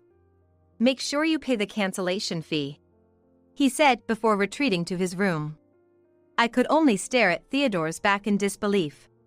He had completely forgotten what he said and pinned his forgetfulness on me. Moreover, to schedule something else on our important anniversary. It's one thing if it was for work, but that day was a holiday. Theodore's actions were too cruel, leaving me saddened and looking down. I've lost my appetite. Eventually, I too left my meal untouched and just went to bed that night. And then, on our anniversary, Theodore woke up earlier than me and started getting ready to go out. Without telling me where he was going, he left the house in a good mood. In the end, I spent our anniversary alone. It was the first time I felt so miserable on our anniversary. Since graduating from high school, I've been working at a certain local company. On the other hand, Theodore has been working at the company his parents run. He's supposed to take over his parents' company eventually, but I've heard that the business hasn't been doing well lately. We're in a situation where we can't live without relying on my earnings. However, my in-laws don't seem to care about that and sometimes call me over to complain about me. It's hard to refuse since it's usually framed as an invitation for tea, so I end up going every time. I really want to see my grandchild soon, Lily. You need to try harder. Instead of working outside, you should stay at home and support Theodore. Then, you'll have children in no time, said my mother-in-law Kinsley, to which I've become quite accustomed. If I were to say that I work because Theodore's earnings are insufficient, my mother-in-law would fly into a rage. In fact, when I once tried to mention something along those lines, she berated me as if she was about to hit me. My mother-in-law has a rather fierce personality and is quick to resort to violence. So, it's best to stay silent in such situations. I just don't understand what young people are thinking these days. Do they only care about themselves? In my day, it was natural to support one's husband. Glancing at my mother-in-law, I noticed a hint of pleasure on her face. Seeing me silently listening to her lecture seemed to satisfy her. Like Theodore, she seems to enjoy lecturing me about how I am a failure. Then basks in self-satisfaction, thinking she is better than me. They probably do this unconsciously, using me to boost themselves. Pointing it out would only anger them, so I kept my dissatisfaction to myself and silently listened to my mother-in-law's lecture today as well. I came home exhausted from being called out by my mother-in-law, and Theodore added insult to injury. You're late. Where have you been? Where's my dinner? I was called by your mother today, so I bought some takeout. Huh? You're always cutting corners, aren't you? I almost retorted that it was his mother's fault, but I swallowed my words in a hurry. Days like this make me want to see my best friend Chloe. It's been a while. Shall we have tea sometime? Lately, Chloe has been busy too, and we haven't been able to meet for a while. Soon after, I received a message from Chloe, but again, she couldn't meet, which made me feel dejected. It seems she's been feeling unwell recently. Well, if she's not feeling well, it can't be helped. Looking forward to the day I can meet Chloe again helps me get through these gloomy days. A few months later, I haven't been called out by my mother-in-law recently, which made my days a bit more peaceful, but Theodore remains the same. He comes home late and whenever he opens his mouth, it's just to insult me. Just when I thought I was reaching my limit, I received a message from Chloe wanting to meet after a long time. However, when I went to the meeting place with Chloe, an unexpected turn of events was waiting for me. Chloe, you're pregnant! There she was, Chloe with a big belly. She looked at me with a smile as I gaped in surprise. Yes, I'm sorry I didn't tell you sooner. So, that's why you said you were feeling unwell and couldn't meet. Despite my surprise, I sat down across from Chloe and celebrated her pregnancy with a smile. Congratulations, Chloe! She's going to be a beauty just like you. Oh, do you not know the gender yet? Lily, you're getting ahead of yourself. By the way, aren't you going to ask who the father is? Indeed, I was curious. Chloe was unmarried and I hadn't heard about her having a boyfriend. However, I hesitated to ask such a personal question and had decided not to inquire. When I told her this, Chloe laughed and replied, I'll introduce you to him next time. Really? I'm looking forward to it. Then, a week later, at a cafe Chloe had called me to, I was greeted by Chloe and Theodore. What's going on? As I stood there dumbfounded, the two of them couldn't hold back and burst into laughter. Then, while laughing, they told me something unbelievable. Can't believe you really didn't notice. Theodore and I have been dating since right after you two got married.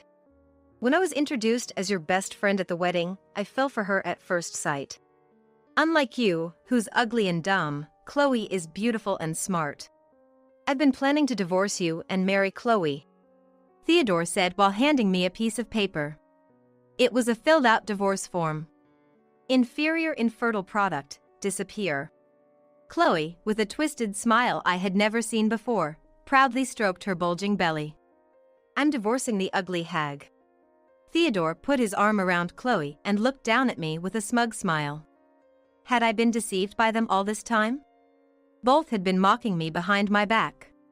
Despite my trust in them, it was a betrayal too cruel to accept. They probably thought of me as a trivial nobody, enjoying mocking me, considering me as a toy that could be broken. But I am a human being with emotions. They need to understand that.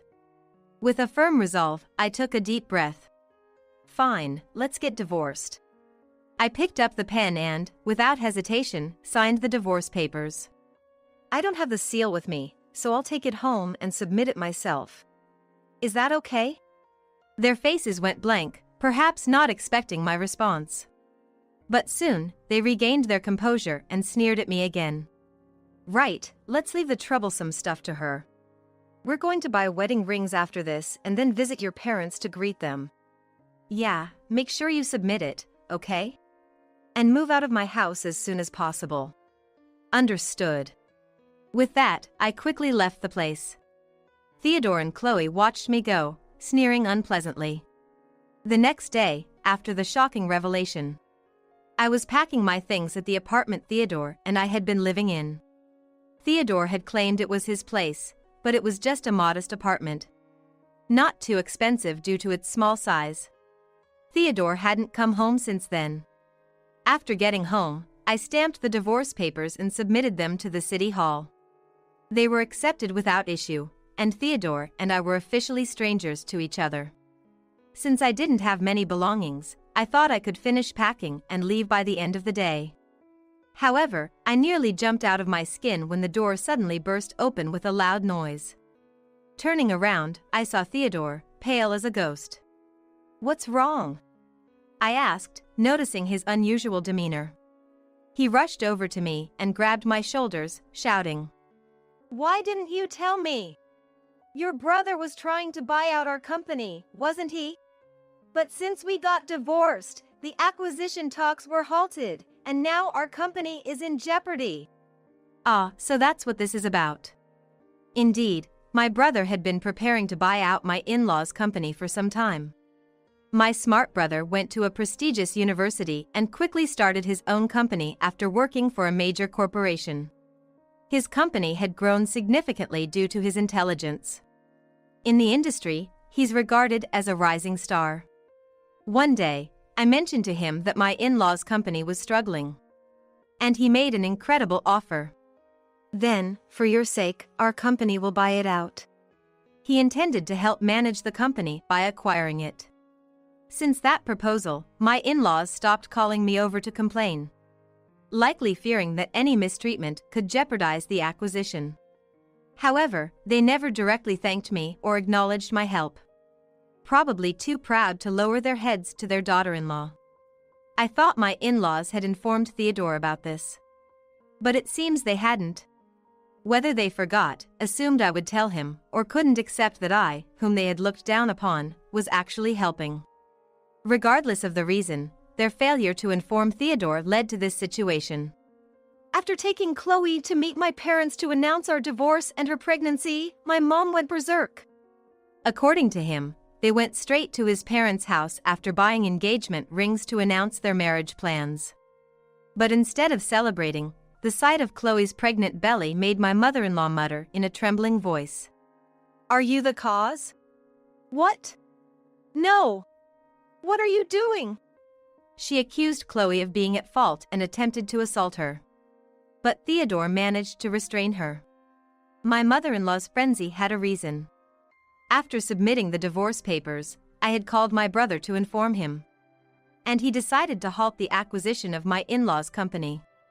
I tried to help because he was your husband's parent, but now that we're divorced, there's no reason to. Buying that company wouldn't bring any significant benefit to us. It would only cost time, effort, and money for restructuring. My brother said over the phone, probably immediately notifying my in-laws that the acquisition was off. And so, the two unsuspecting people arrived at my in-laws' house, leading to my mother-in-law's meltdown.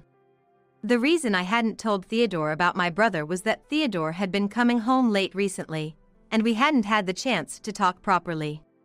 Probably, he was late because he was meeting with Chloe. Even when I tried to find the time to talk, Theodore hardly listened. Seeing his attitude, I figured the in-laws would tell him, so I gave up on the conversation. In any case, Theodore has only himself to blame for this situation.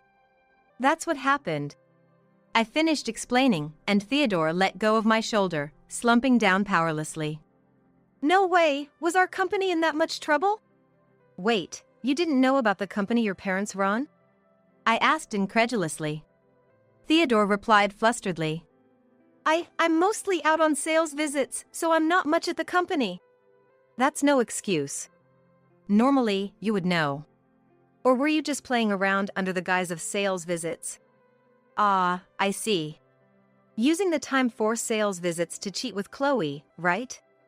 Theodore awkwardly averted his eyes at my accusation. Hitting the mark. I'm disgusted. I believed in you, you know? I thought, despite the company's troubles, you, as the future CEO, would be working hard to support it. I thought your late nights were because of your dedication to work. I trusted you, and you betrayed me. My cold voice made Theodore go pale. Only now did he seem to grasp the gravity of his situation. I'm sorry. I didn't know anything. I had no idea you were trying to save our company. I'm truly sorry. Theodore was apologizing and sweating profusely.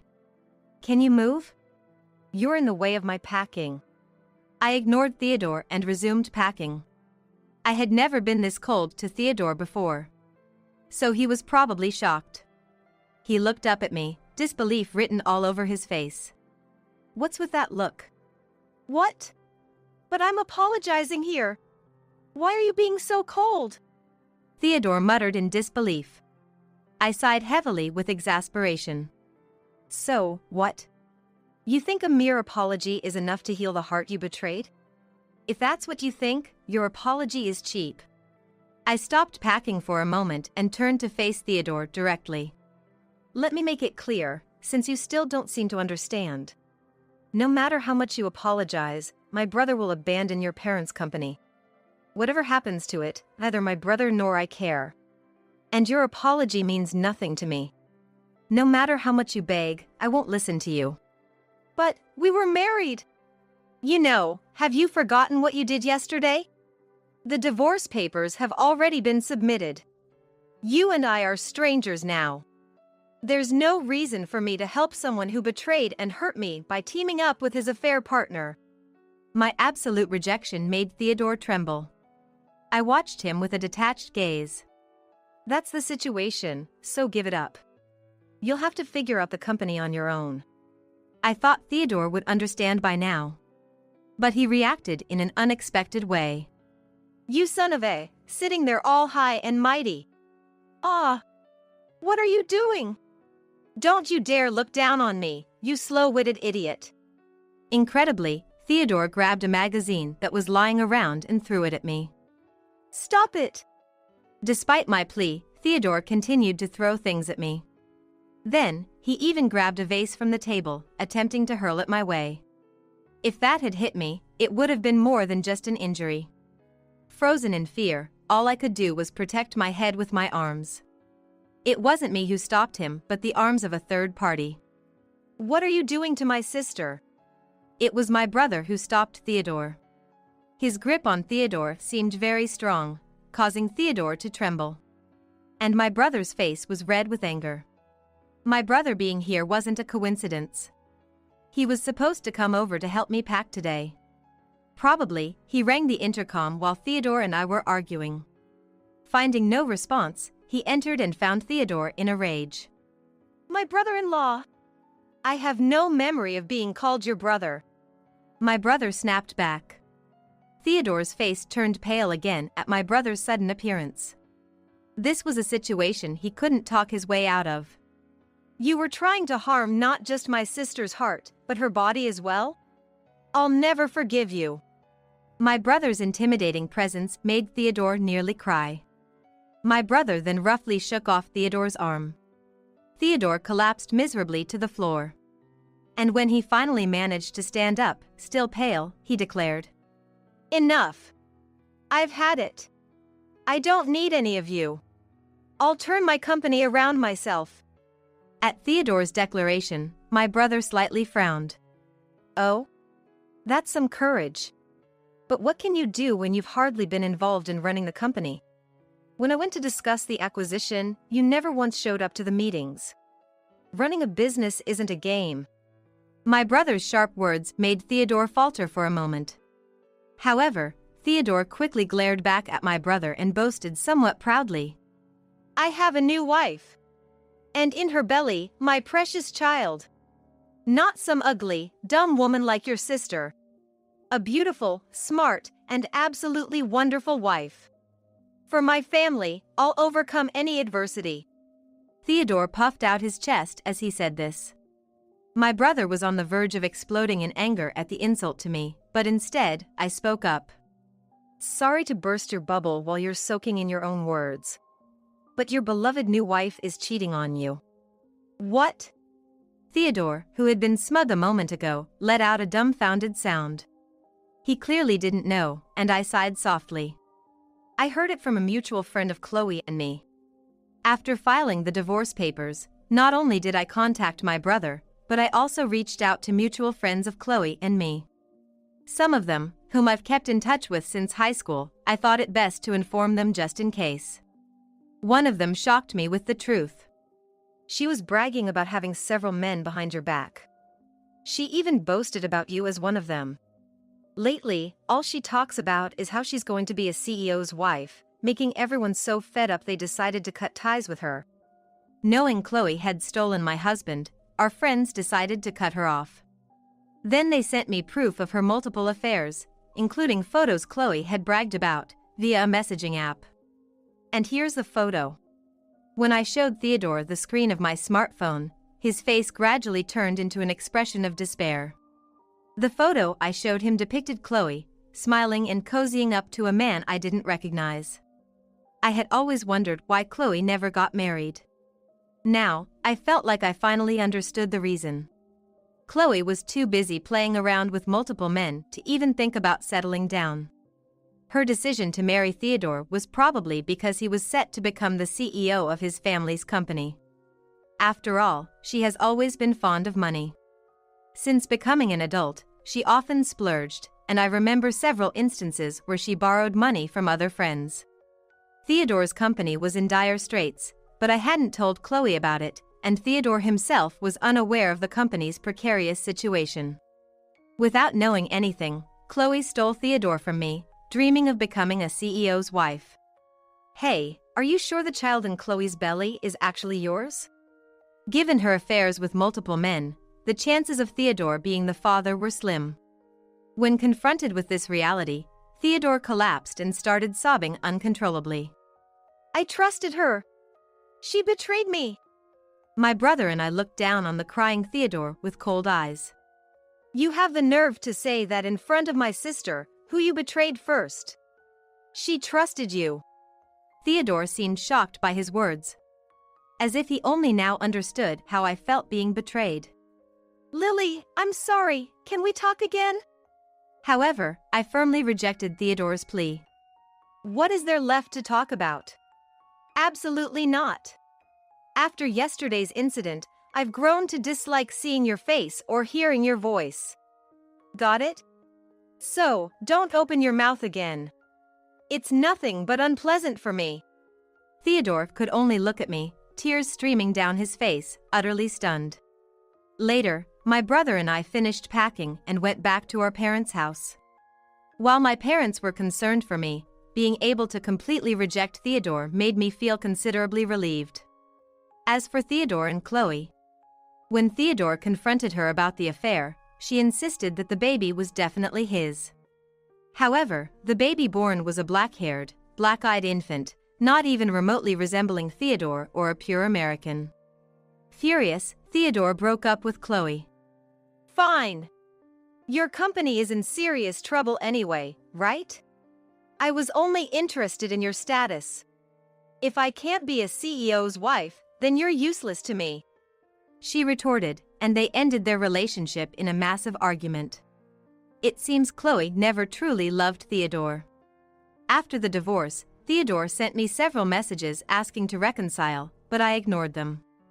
However, his constant pestering led me to finally respond. If you keep bothering me, I'll consult a lawyer. After that, his messages stopped abruptly. Incidentally, I've already consulted a lawyer for a different matter. That matter is a claim for damages against Theodore and Chloe for their affair. I've gathered solid evidence of the affair, and my lawyer has assured me that we can definitely claim damages. After that, I filed a claim for damages against both of them.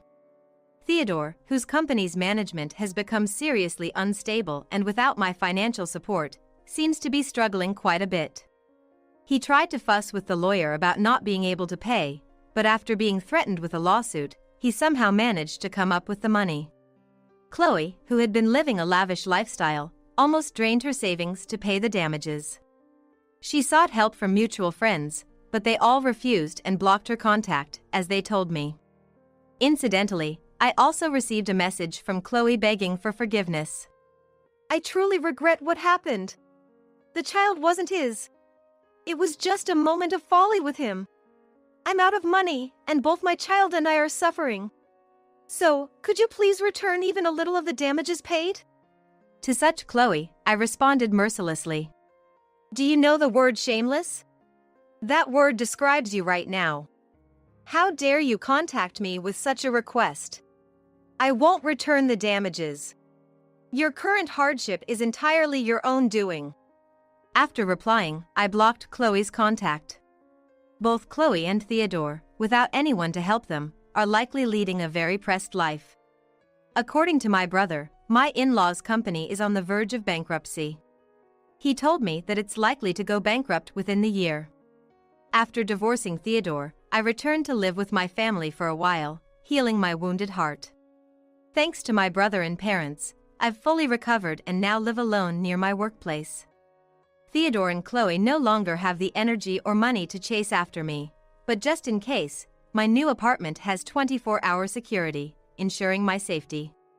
My brother often visits, worried about me, so I should be fine even in an emergency. To think, I really can't judge character. I mused. I never imagined Theodore and Chloe were having an affair. I trusted them completely. Being betrayed by the two closest people hurt me deeply, but now fully recovered, I'm more worried about my poor judgment than angry at them. Your kindness is your strength. It's necessary to doubt people sometimes, but don't let it extinguish your best quality. My brother advises. Still, I wonder if I should be more skeptical of people. Well, for now, I'm getting by without issues, and maybe Theodore and Chloe were just exceptions. Freed from the worst husband and in-laws, I live a carefree single life. I'm open to remarrying if the chance arises, but for now, I'm too busy with my own life. Even if I never remarry, I believe I can lead a happy life. What's important is my peace of mind. I won't prioritize marriage for the sake of societal expectations at the expense of my happiness. I'll remember that the person who can value me the most is myself, and I plan to live my life to the fullest. As I entered the house, just as I had imagined, there were many relatives whom I don't usually meet, in addition to my drunken husband. "Oh, you're here. Bring me some water." Having just arrived at my in-laws' house, I couldn't grasp what was happening. My mother-in-law approached with a smirk on her face, holding a glass in her hand. "Here's a drink for the leech," she said, as she splashed the beer she was holding onto me. "My name is Emily, and I'm 30 years old, working at a company. After graduating from college, I moved away from my hometown and started working in wholesale. Work is going fine, and there are no major difficulties in life. However, there is one big concern. That is, I'm extremely shy. Because of my shyness since childhood, I couldn't make friends easily, and even when someone talked to me, I would give cold responses. I never initiated conversations and always felt nervous when talking to people. Still, I'm truly grateful to those who became my friends. I didn't pay much attention to it at first, but one day while walking in the school corridor, I heard voices talking behind my back. They said I spoke coldly, had a bad attitude, acted superior, and various other things, but I didn't let it bother me. Realizing how others perceived me, my legs went weak. But I couldn't let them see me. I somehow managed to leave the scene. Since that incident, I've been troubled by my poor communication skills. I'm afraid of making others uncomfortable and being talked about behind my back. Eventually, my poor communication skills became my complex. Even as an adult, the problem didn't resolve. Starting a job away from home, I drifted apart from friends I had been with for a long time. We keep in touch, but we can't meet in person, and I feel the loneliness of being alone. Being lonely despite not being able to talk to people is a painful reality for me. These worries only deepened, but I decided to change myself when I got a job. However, reality wasn't so easy. Old habits die hard, and I still couldn't speak well at work. Fortunately, my colleagues at work are warm and often talk to me, even though I'm like this. Thanks to them, I can say that work is going well. However, I understand well that I can't just rely on this environment. So, I decided to be more proactive.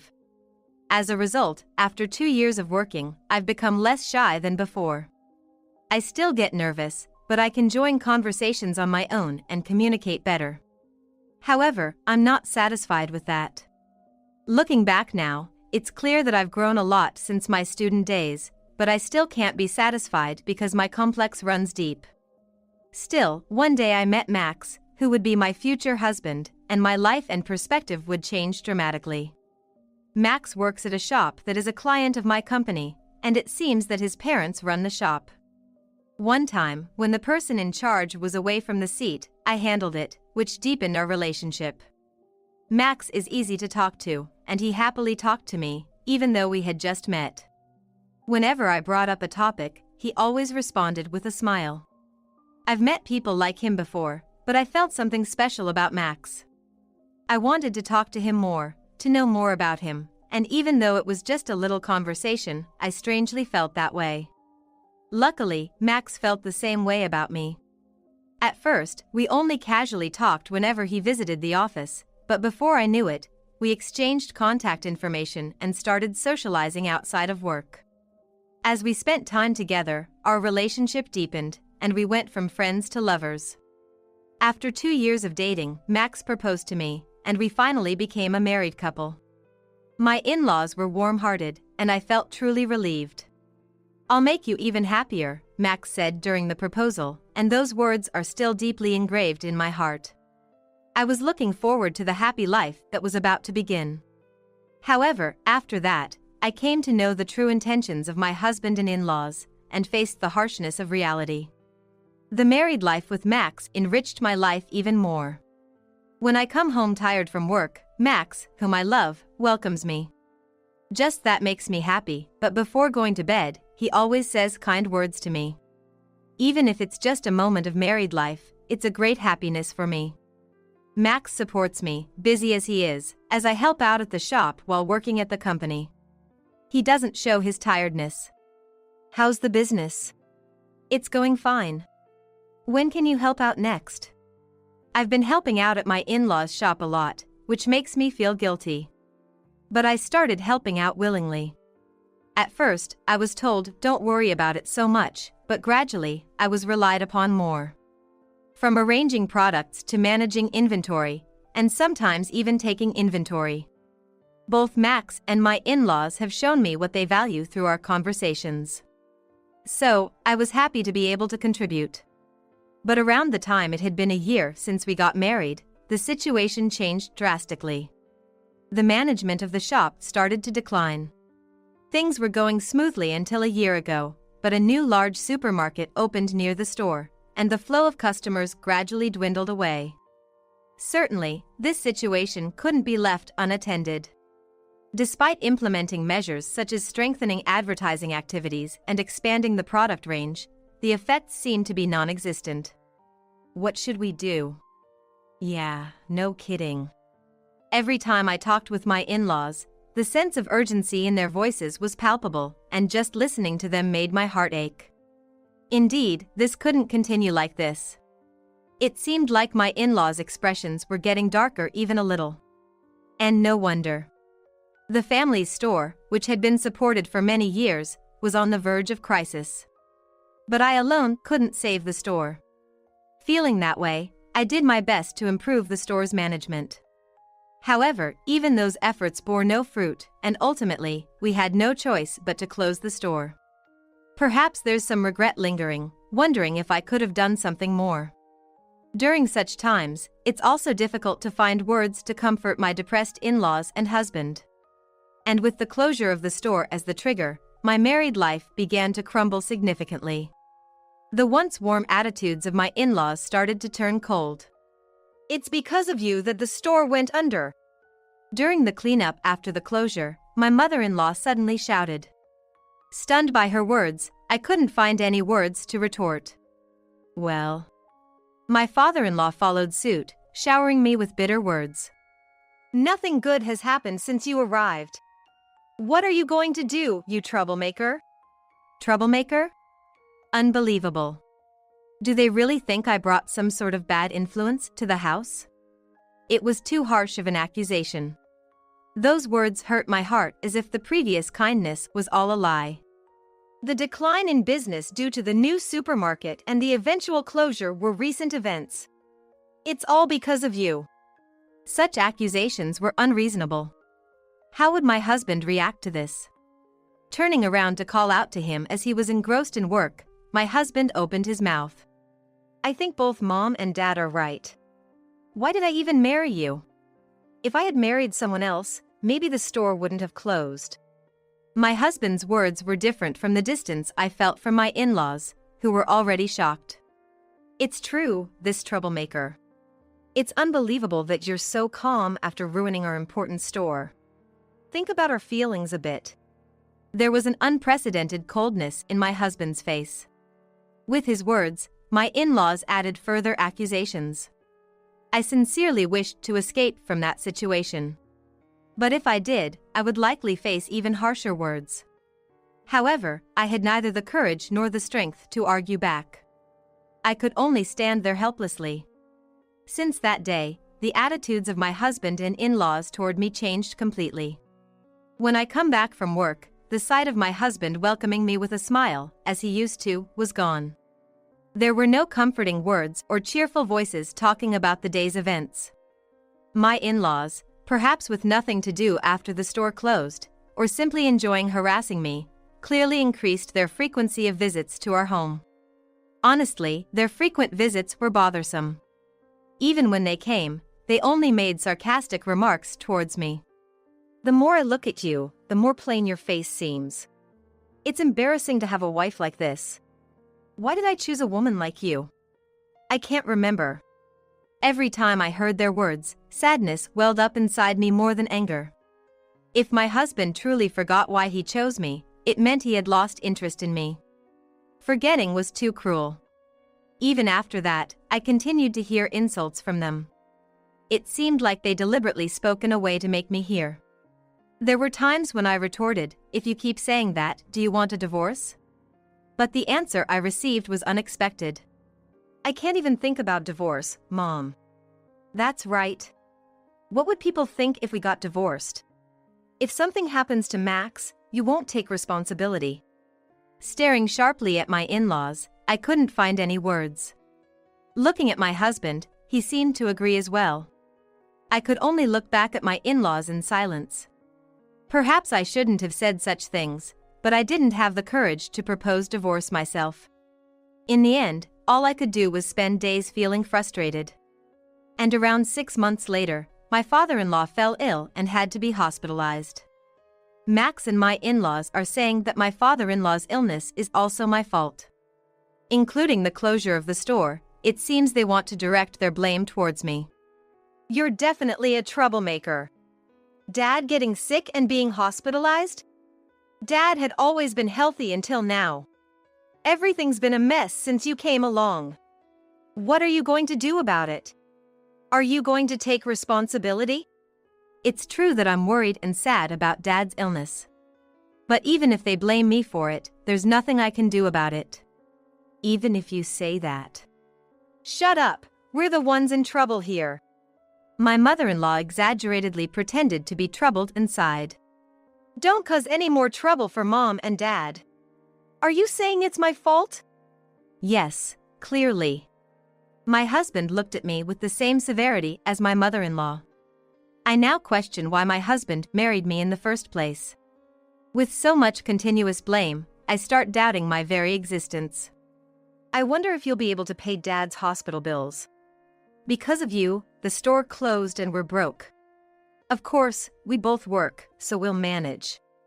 I'm really sorry, it's because of this one. It's fine. Max doesn't need to apologize. The decision to pay for my father-in-law's hospital bills was made without asking for my opinion. I understand that my in-laws are going through a tough time, and there's no issue with paying the hospital bills.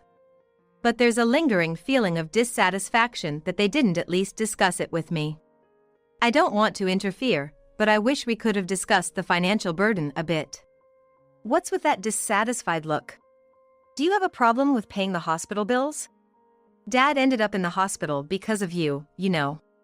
Well, normally, you'd offer to pay yourself. As Mom said, you really lack consideration. I didn't mean to. Enough with the excuses. Scolded by my mother-in-law and husband, I fell silent. No matter how much I try to explain, it all sounds like excuses, and I know it. Yes. I replied and didn't say anything further. Even after my father-in-law's hospitalization, there was no change in my in-laws' or husband's attitudes. If anything, it felt like they got worse. My husband kept bringing up money matters, saying things like, "It's a good thing I have an income, thanks to you ruining Dad's health and him being hospitalized. You're probably living an easy life thanks to my earnings." In reality, my husband's income isn't that much higher, and I earn slightly more. Still, my husband maintains the misconception that he's supporting the household and blames me. I've even shown him my salary, but he refuses to believe me. Every time I visit my father-in-law in the hospital, I'm continuously blamed with, "Do you know whose fault this is?" My mother-in-law also continues to hurl harsh words at me every time she visits our home. I can't take it anymore.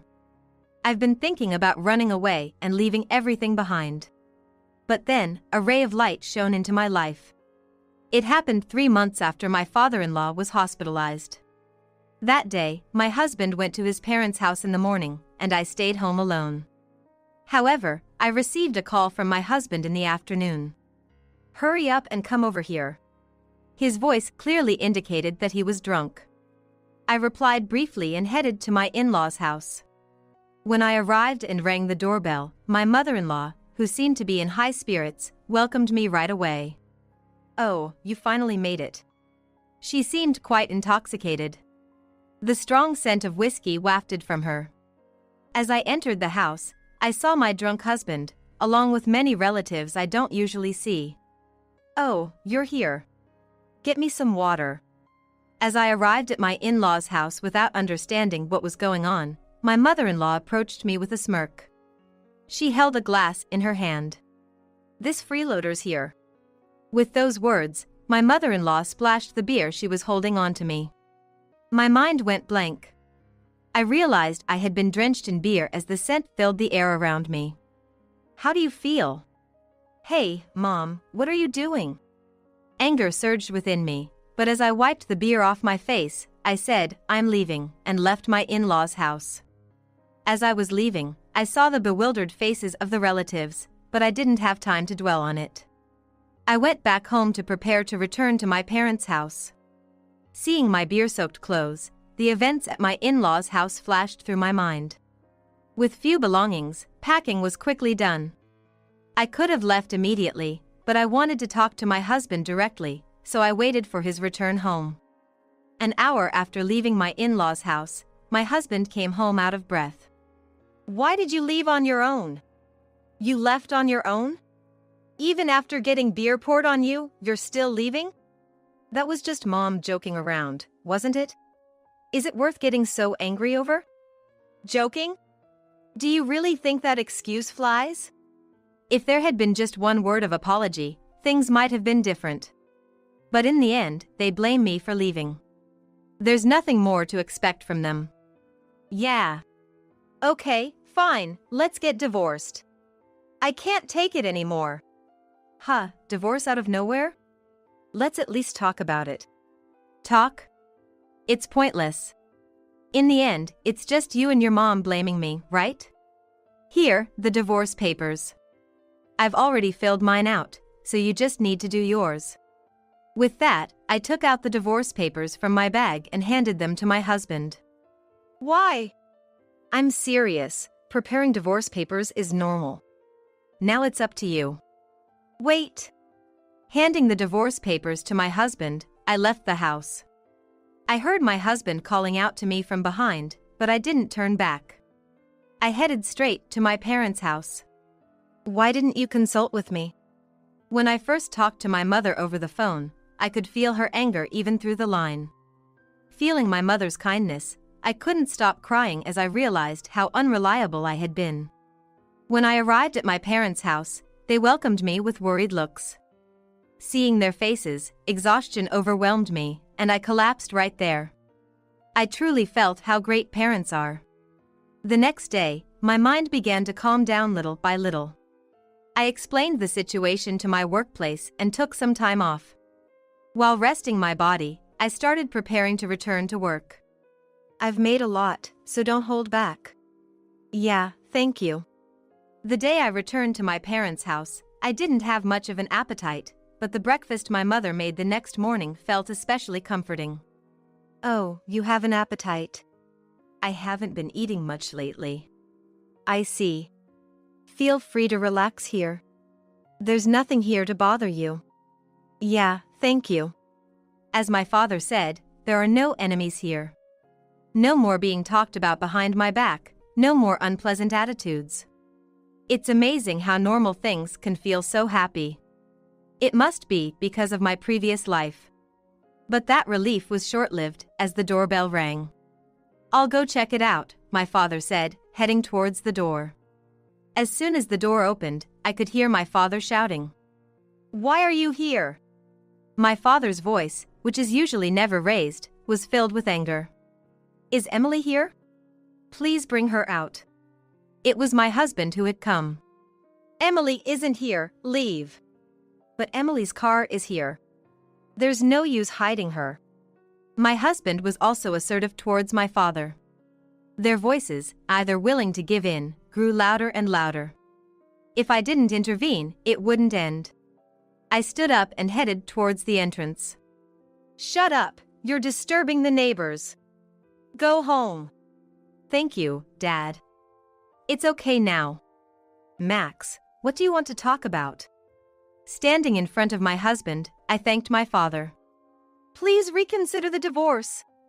It's troubling to be told that so one-sidedly." "One-sided? It seems like it's our fault from the beginning." "Huh? Our fault?" My husband raised his hand, but realizing his actions, he lowered it. What happened to the divorce papers? There's no way I'd give those to you. I threw them away. What are you talking about? I told you to give them to me. I had thought they might be thrown away, but when it actually happened, I got angry. Can you survive on your own if we get divorced?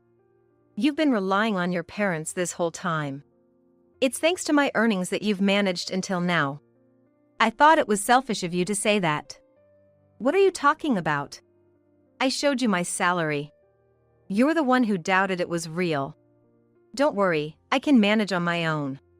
Anyway, I want a divorce. That's all I wish for. Don't say it's that easy. I'm your husband. Don't act like my husband anymore. If you're going to call me a parasite, divorce is the best option. I'll send the divorce papers again, so go home for now. If you come back, I'll call the police. Police? My husband left looking surprised. He probably won't come to my parents' house for a while now. But he's my husband. I don't know what he'll do next. It seems it'll take some time before I can relax a bit. 2 weeks passed, but I still hadn't divorced my husband. Although I sent the divorce papers, they were torn up. Just when I was thinking about getting a lawyer, I received a message from my husband saying wait. Since my anger had subsided, I thought I'd listen to his last request. I replied okay and waited for my husband's message.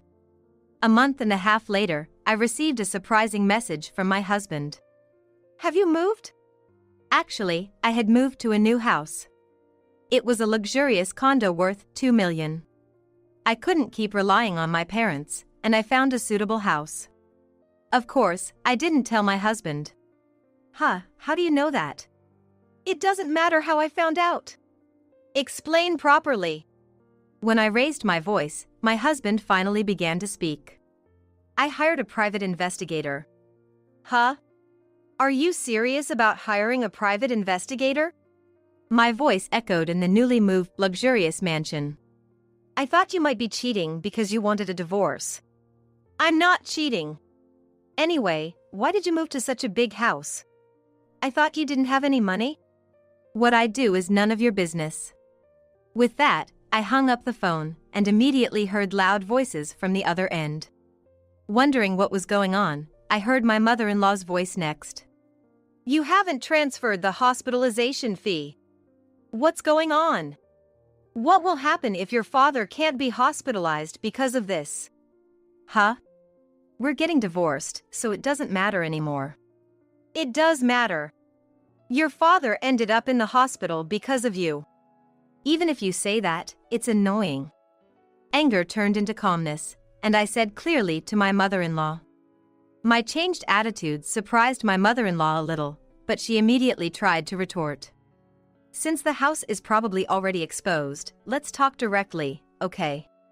I decided to invite my mother-in-law and husband to the house. When is a good time? They seemed bewildered at being invited, but they quickly began to make plans. A week later, my mother-in-law, who came, was wide-eyed at the luxury of the new house. Please, have a seat. I guided them to the sofa and started talking. So, what is it? My mother-in-law quickly started talking about the hospitalization fee, but soon changed the subject to my financial situation. I thought you were cheating. How can you live in such a house? You found out from the private investigator that I'm not cheating, didn't you? Excitedly, my mother-in-law and husband began to talk, but I calmly started telling them the truth. I've been investing in stocks. I didn't know that. I've been doing it since before we got married. I didn't say anything because it wouldn't make a difference if I did. I also didn't want Max to take it away from me. Did you move with that money? Exactly. I used that money to pay for his hospitalization fee. But since we're divorcing anyway, there's no need for that, right? So, I didn't pay the hospitalization fee. You kept that from me? Originally, I was transferring money from your account to Mom's account. And if you're earning more than me, there's no need to panic, right? Considering the fact that I had been hiding my investment activities, it's strange for him to be so flustered based on his previous statements. Who was it that said they could live because of me? I thought you weren't relying on my income. Huh? Are you trying to play dumb? Don't change your opinions to suit your convenience. And what's with calling me a troublemaker? How did you feel knowing that a troublemaker like me was paying for his hospitalization? Isn't that embarrassing? From the way you're acting, it seems like you still want me to pay for something. It's really the worst, almost childish. But I didn't know about your financial situation. Even so, asking me about his hospitalization fees when you've been calling me a troublemaker and a parasite is strange. Shouldn't you be talking to Max about this kind of thing? But Max said he didn't know, my mother-in-law said, looking at Max. Her gaze seemed to suggest she thought she was blameless. Do you even know if your father is really hospitalized? Why don't you know the exact amount? You leave everything to me to manage, and when there's a problem, it's not your fault. It's all my fault. It's really unbelievable.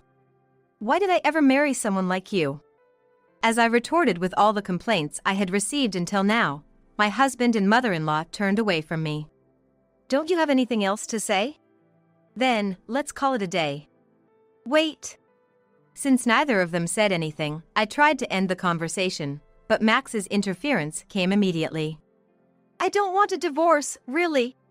Please, reconsider. I'm asking too. Please think about it again. It's obvious they don't really love me, they're just after my money. It's truly infuriating. I've had enough. I want a divorce. You're just after my money, aren't you? I'm sick of it. Here's the divorce papers. Sign them. If you don't, I have backups. It's pointless to tear them up. If you come to this house again, I'll call the police. With anger boiling inside, I thrust the divorce papers at my husband. He signed them, and together with my mother-in-law, they left the house. Feeling relieved that it was all over, I suddenly felt drained. Later on, the divorce was finalized. I ignored all the annoying messages from my husband and mother-in-law. A lot of emails came complaining about fights with my husband and mother-in-law and my father-in-law's hospitalization fees, but I didn't feel like replying. Even if I heard that life had become difficult, it was no longer my concern. My father-in-law and mother-in-law kept sending similar messages, and I was sick of it. Especially my father-in-law, who tried to evoke sympathy by bringing up his health issues, but I've never even visited him, and I don't even know the real situation. I answered one call from my husband, but all he talked about was money. You're always focused on money. Don't expect me to help you anymore. Figure it out yourself. With that, I hung up the phone. After that, I ignored all calls and messages from my husband and in-laws. As a result, a month after the divorce was finalized, I stopped receiving any messages. It's been a year since the divorce, and I'm enjoying living alone. I'm still not completely used to living in the condo, but I'm not thinking about marriage anymore. But sometimes, I feel lonely being alone, so I decided to get a cute dog. Living with that dog makes me really happy. Both my job and stock investments are going well, and I have no regrets about getting divorced. From now on, I'll continue to live confidently as